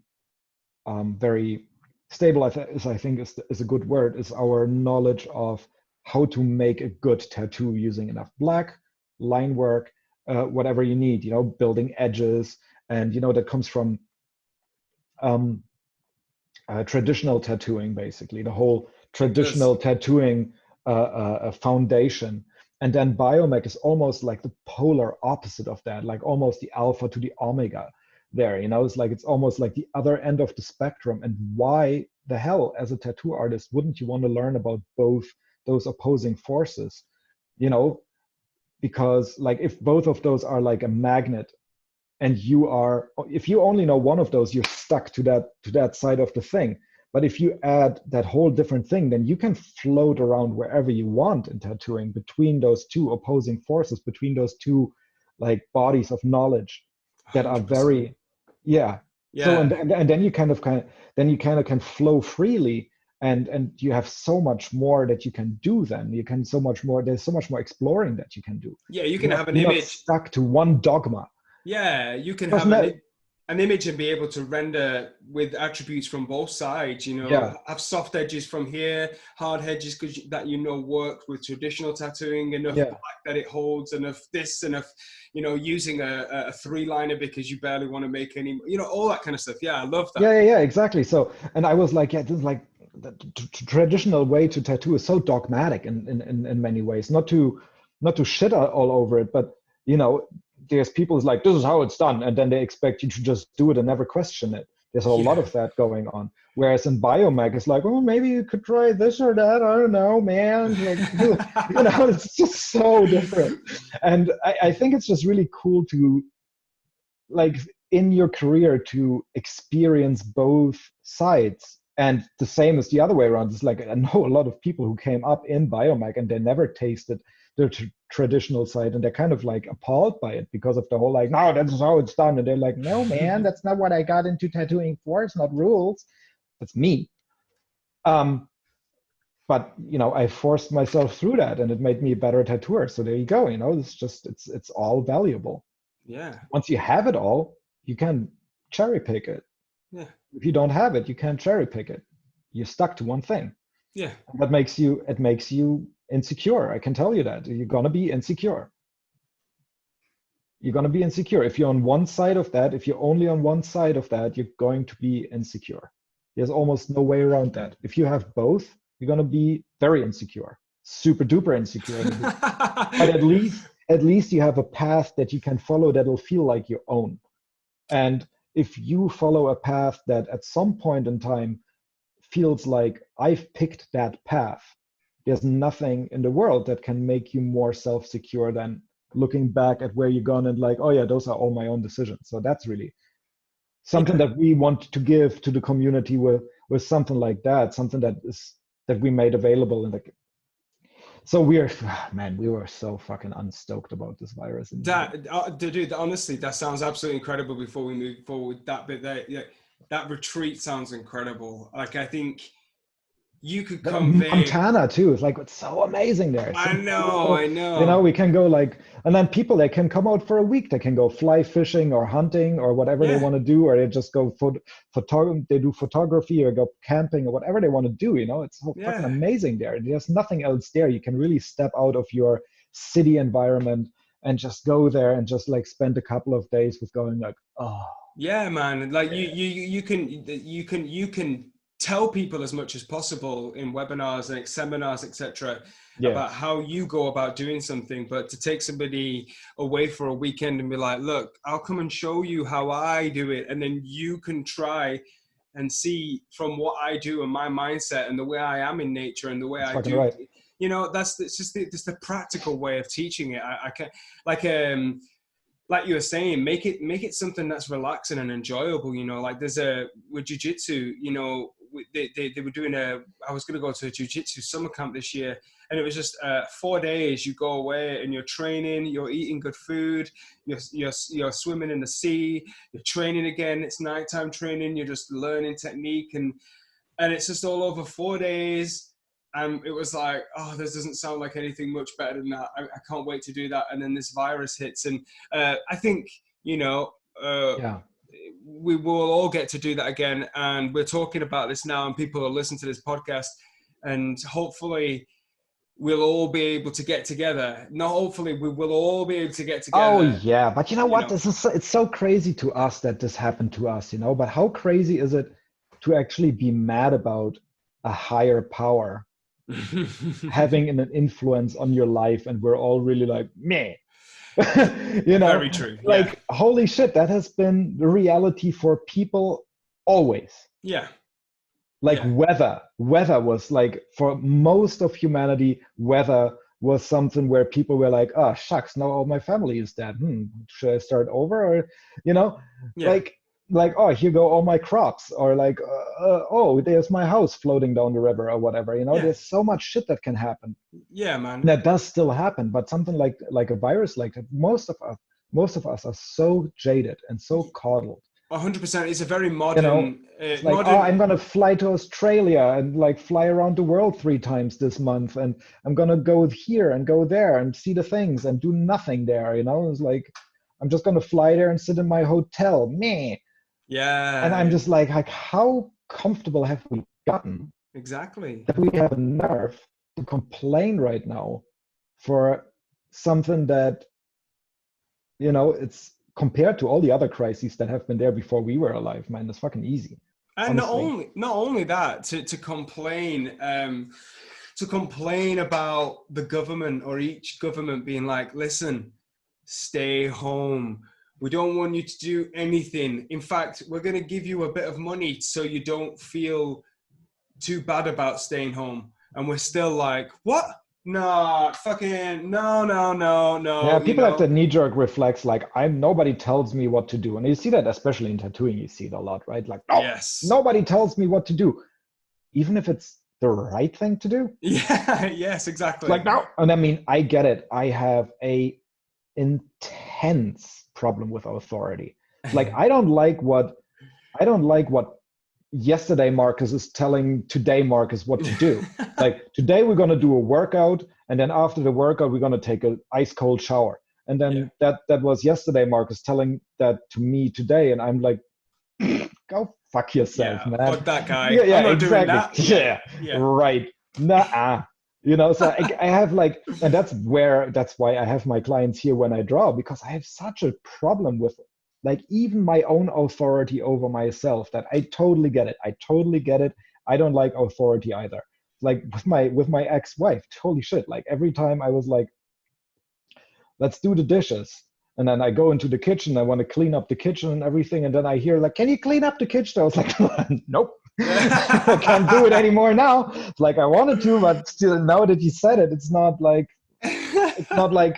because then you can't prove that you would have done it anymore. So that, Yeah, man. So it's so true. It's stupid. It's fucking super duper stupid. That kitchen needs to be cleaned up. And if you do it, then that's a good thing that you did it. And just because your wife tells you or asks you to do it, to just like pull your hands off it and go like, no, go fuck yourself. That's just not a good way to be. It's so true. It's so true. And I don't like listening to the government either, but man, I just got to be a grown up too and actually make a difference between like, are they telling me something that makes sense? That's actually a decent thing to do. Yeah. Like for other people, or are they telling me something like, do I really always have to look for the catch? Like, they're just telling me because they want something from me and they're not getting anything. Yeah, I feel like a lot of people do feel like that at times, and it's a pushback. It's a push and pull, isn't it? Of like, yeah, and I totally get it. I totally get it. But I think at some point you also have to ask yourself, how childish is it if I really just listen to every knee-jerk reflex that I have to everything, right? And if I don't take a second and think about something and actually humble myself a little bit and Yeah, well, Marcus, it's Masraki's hierarchy of needs. You've literally just got to, what do you need to survive? Well, have you got that? You've got that. What, and there's levels to this shit. Even if you have to pull back a few levels just for like a period of your life, it means nothing. It's still a meaningful period of your life. It's just it's just so easy, isn't it? That even if I would be on lockdown for another 3 years, not earning any money and like being like run down, it's still like the amount of luxury that I would have in my life, I still cannot explain to an African child. No, exactly. You know what I mean? Exactly. Like, yeah, I mean, fuck, we all grow in crises. Maybe that's exactly what we need. There's always separate sides. I have a friend who's a paramedic, and he showed me a story the other day about a human.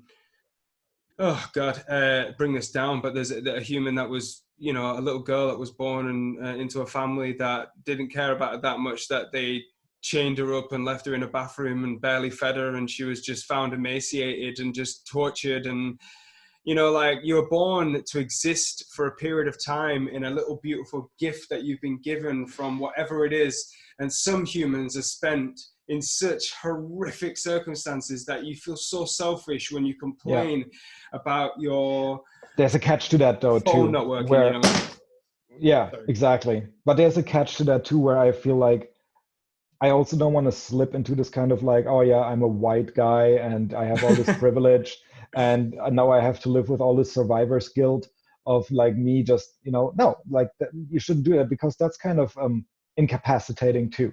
And it makes you into like a little bitch that nobody finds attractive or wants to listen to. Yeah. And I don't want to be that person. But what you can do, I think, if you have all that privilege, you can give some of it away. You Yeah. can maybe like use it to get really good at something, and maybe just get a little bit of buffer, and then use that buffer to maybe, help other people to crawl to land.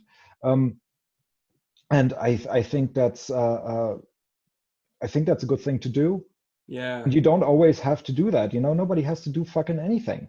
Yeah. It's like people can just live their lives. It's like I don't really, like I said, I don't really judge anybody. But for me, myself personally, like the reason why I like teaching and the reason why I like having people here in my house is because I can take care of them.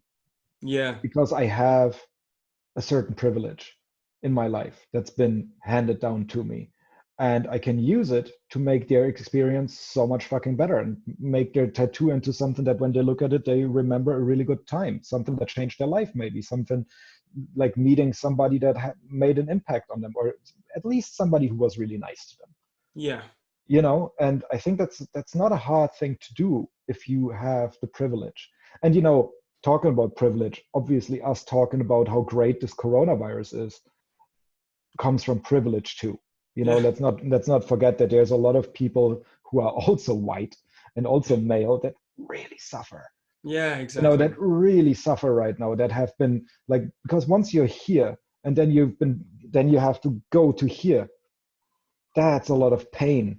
100%. And only because there's a lot of people who always have been living here, like losing all of that is really, really hard. Yeah. And I feel bad for everybody who's had to endure that. And I don't want to take away from it by saying like, oh yeah, just like take all this and take it as a lesson. It's like you can become a better person because of it. Yeah, for sure. But right now it fucking sucks. And I really hope people get out of it. And I really hope people actually can make ends meet at some point soon, because this shit really sucks for a lot of people. Like I think about, especially my American friends, a lot, man. Like Yes. people from the US, because their government is not, and I don't want to bring this into political things, I don't, but they've not been dealt a good set of cards for a long time, No. and it's tough over there right now, and I'm really worried. But yeah, hopefully maybe that's just the inoculation that country needed too. I don't know. Maybe so. Touchy subject. Maybe so. Touchy subject, But you got to get sick to make your immune system stronger. That's all I'm going to say. Dude, we spoke about this. 100%. Anybody that's listening that doesn't even understand that, like they need to do some research. Yeah. The longer we stay indoors, the longer we stay away from other people, the worse this is going to get. The more sick people are going to get. This is just something that will come and pass, or that we'll have to live with. We need to get back out there, but just be cautious. That's all it is. Like it's really simple. For me, it's super simple. We have to be cautious. We have to be alert, but we have to try and carry on. We have to, because this isn't going away. What are you going to do?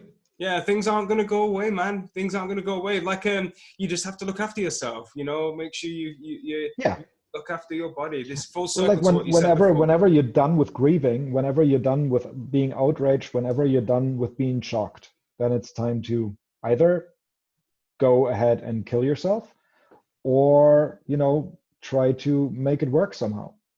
Yeah, it's hard. I know. Yeah. I've had a lot of anxiety when all this shit started. But maybe 100%. We shouldn't even like talk about anything Corona anymore. I think everybody's doing that already. We'll just start bringing it to a close. We've been going for some good time, man. One thing I wanted to ask you was, and I think you kind of alluded to it, I feel like myself, I don't know, I don't want to put too much on the onus of you, like having a bit more of a creative spurt in the next few years. But what do you want, or what do you see yourself doing in the next few years creatively? I know you're working with a lot more Black at the moment, which is super restrictive and really cool to see. I know it's really, because and I'll finish this, because as a tattoo artist, I do have a lot of people that come at me wanting that, oh, can you black this out? Can you do this? Can you do that? And I'm working on a few projects where you're like, letting black age in the skin and reheating black with a new black, so it adds a different Yeah. shade of black, and then working 2 layers, 3 layers of white, etc. Is that something that you want to push yourself? And not only that, other things as well, like you're expanding your bio language. Have you seen other things? Are you open to being more creative in the future? Mm-hmm. Yeah, I think like one of the things that I've said in the beginning, right, was that acquiring new skills or acquiring new tastes is a smart thing to do when you feel like you're stuck.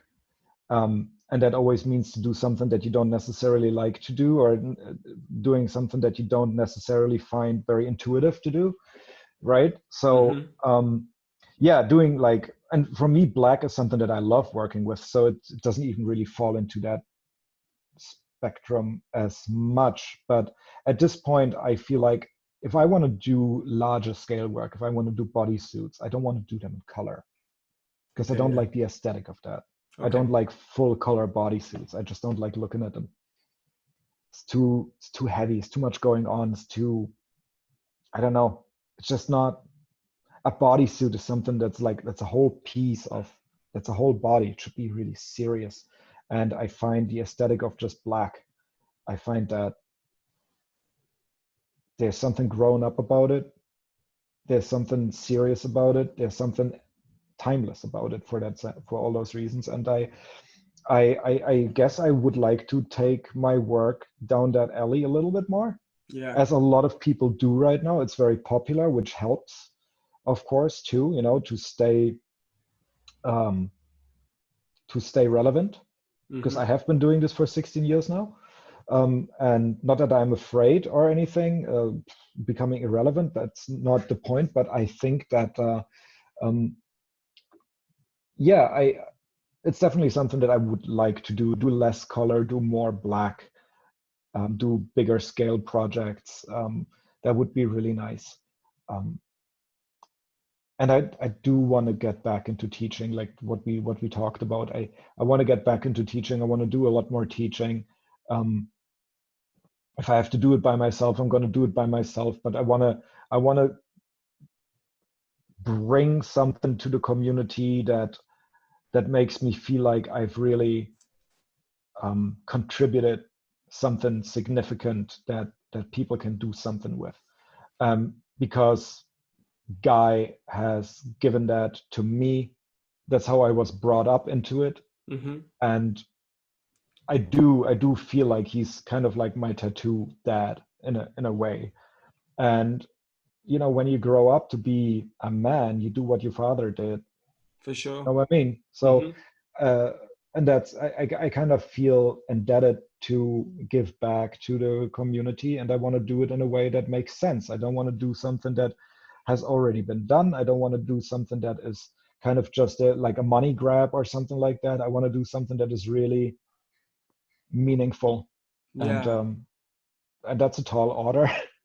So that it's definitely something that I think, I really like doing these critiques, these drunk critiques on drunkcritique.com. That has been really fun. I think projects like that, where you actually make something fun that is also really helpful, or like the virtual tattoo gathering too, all these things I think have a lot of potential. And I really can't wait to see where that goes. And hopefully I'll have the time and energy to put towards it when I have to. So there's a lot of stuff, definitely I don't need to, it's like I'm trying to tattoo less and less and do other stuff more and more. For sure. Right? Because of my health, my physical health, because tattooing is just really bad for you. And I don't know, I like people. If I can get more people into a room and actually talk to a lot more people than just one person, like very intimately, yeah, that's fun. I don't want to stop tattooing, obviously. That's something that I want to keep doing. But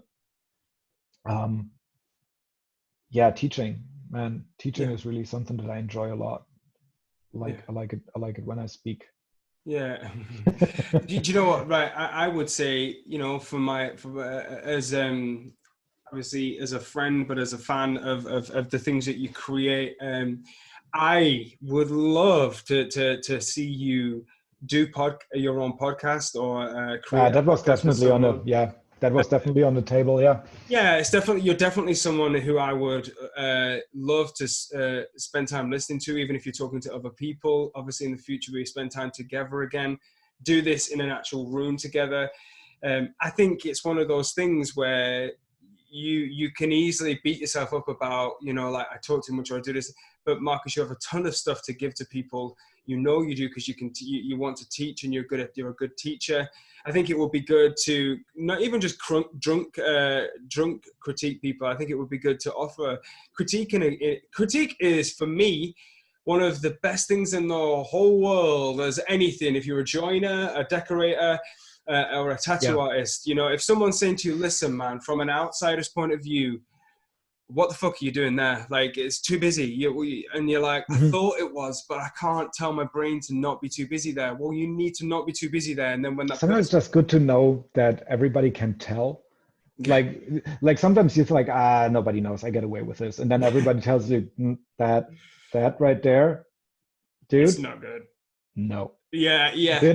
And then it's like, oh, everybody can tell. Yeah, everybody can tell. And then you're just like, fuck, I've been doing this for weeks. Yeah. It's good to know to get that feedback, because you're too close. You're too close to your own shit. Exactly. Full circle again for what you were talking about before. Yeah. You got to see the whole canvas in order to know compositionally where you're moving forward, and if you're moving forward. Critique is super important. Yeah, I wanted to. That's also something that I wanted to do. I'm alone here in this house all the time. I find it really hard to motivate myself to do anything. Yes.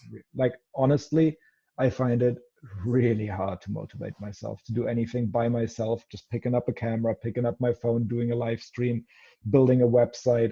Just like, I would love, if this would be, and this is the downside of working at home, obviously, trying to motivate yourself, because we have to talk about that too. What are the downsides of this, right? So yeah, self-motivation is definitely a bitch. And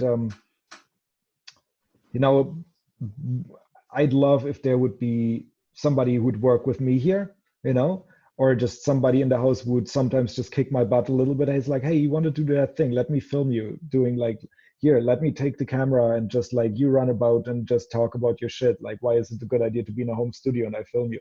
Like shit like that. Yeah. I like to do that, but I'm just like, maybe tomorrow.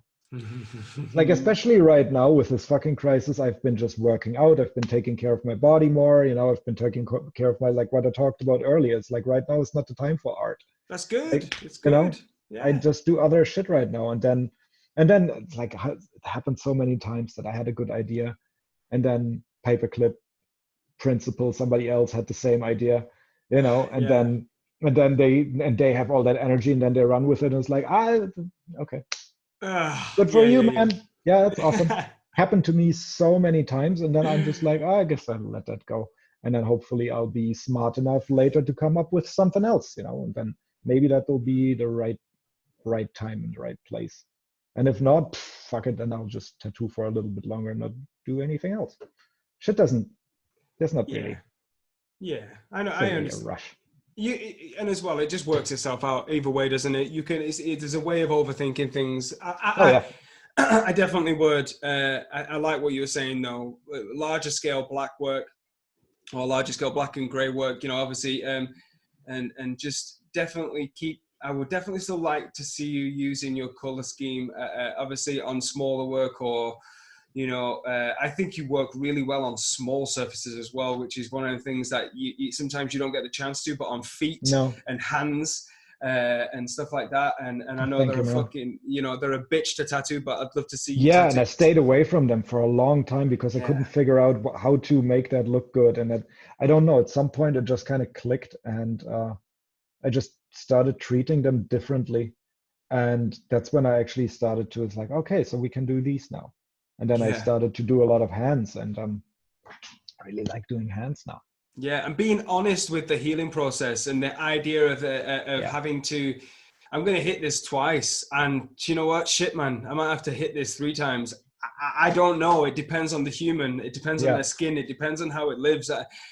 People, I always say this to people, and it's ridiculous because people should know by now if they don't, although there are some humans that won't, you know, like it's always better to, you can't just have one shot at painting a canvas and be like, okay, I'm going to go to bed, wake up in the morning, come back to that canvas and be like, shit, yeah, it's good, it's done. No, I'm going to have another go. It's always going to get better with another go. It's always going to, you know, and then it gets to the point, and then you always get to the point though where you've got to walk away from something because you can overdo it. So there's a fucking fine line. Oh yeah. That's kind of like daily form kind of shit, right? Like, oh, I'm going to walk away from this. This is just fine. Or I'm not even going to finish this because this is not going anywhere. Like, oh yeah, sunken cost. I put so much time in this though. So I kind of got to do something. It's always going to be a piece of shit. You know, you need to know when to walk away from something, and you need to know when to call something finished. And then you need to know when to keep working on something. And that's just, the better you know yourself, the more of those doors you have opened, I guess the better you'll get to that. To that point, dude. It's been awesome to talk to you, man. Honestly, we need to do it again. I said this, but the next time we do this, do you know person. And you know what would be the perfect if either I come and get tattooed off you, we do one after a session, or if me and you are sat outside Will's house, I just picture it. That's a good one too. It's got such a beautiful place. Oh my goodness. We should do one where we talk to each other. As you walk into this door and we sit down on that table, I'll have everything prepared and we talk before, and then we talk again after the tattoo. Yeah, and I'm sat there shaking. And then you can really see like the progression. Yes. Your sunken face. Yeah, something like that would be probably fun. But Will's place would be amazing too. I always just imagine doing a podcast there. I just fucking good place for it. Yeah, perfect backdrop. Yeah, perfect backdrop. Yeah. Mate, you're a legend. And honestly, thank you, man. I've been a fan. Whatever. Oh, thank you, man. Thank you. I've been a fan for a super long time, man. You're a good man. Thank you. That's right, nice man. to hear. I hope if anybody wants to check him out, we'll put all the details on the Instagram post that I put out, or the Facebook post, and you'll be able to check out his work if you've not already, which I'm sure you will have if you get dragged to this. But if you've not, and you're just the Week in Hand listener, you're going to get your mind blown. But anyway, take it easy, man. I bet Thanks you so much, man. I hated that. That was awful. Thank you, though. See you in a bit, man. Yeah, see you in a bit. Bye. Bye-bye.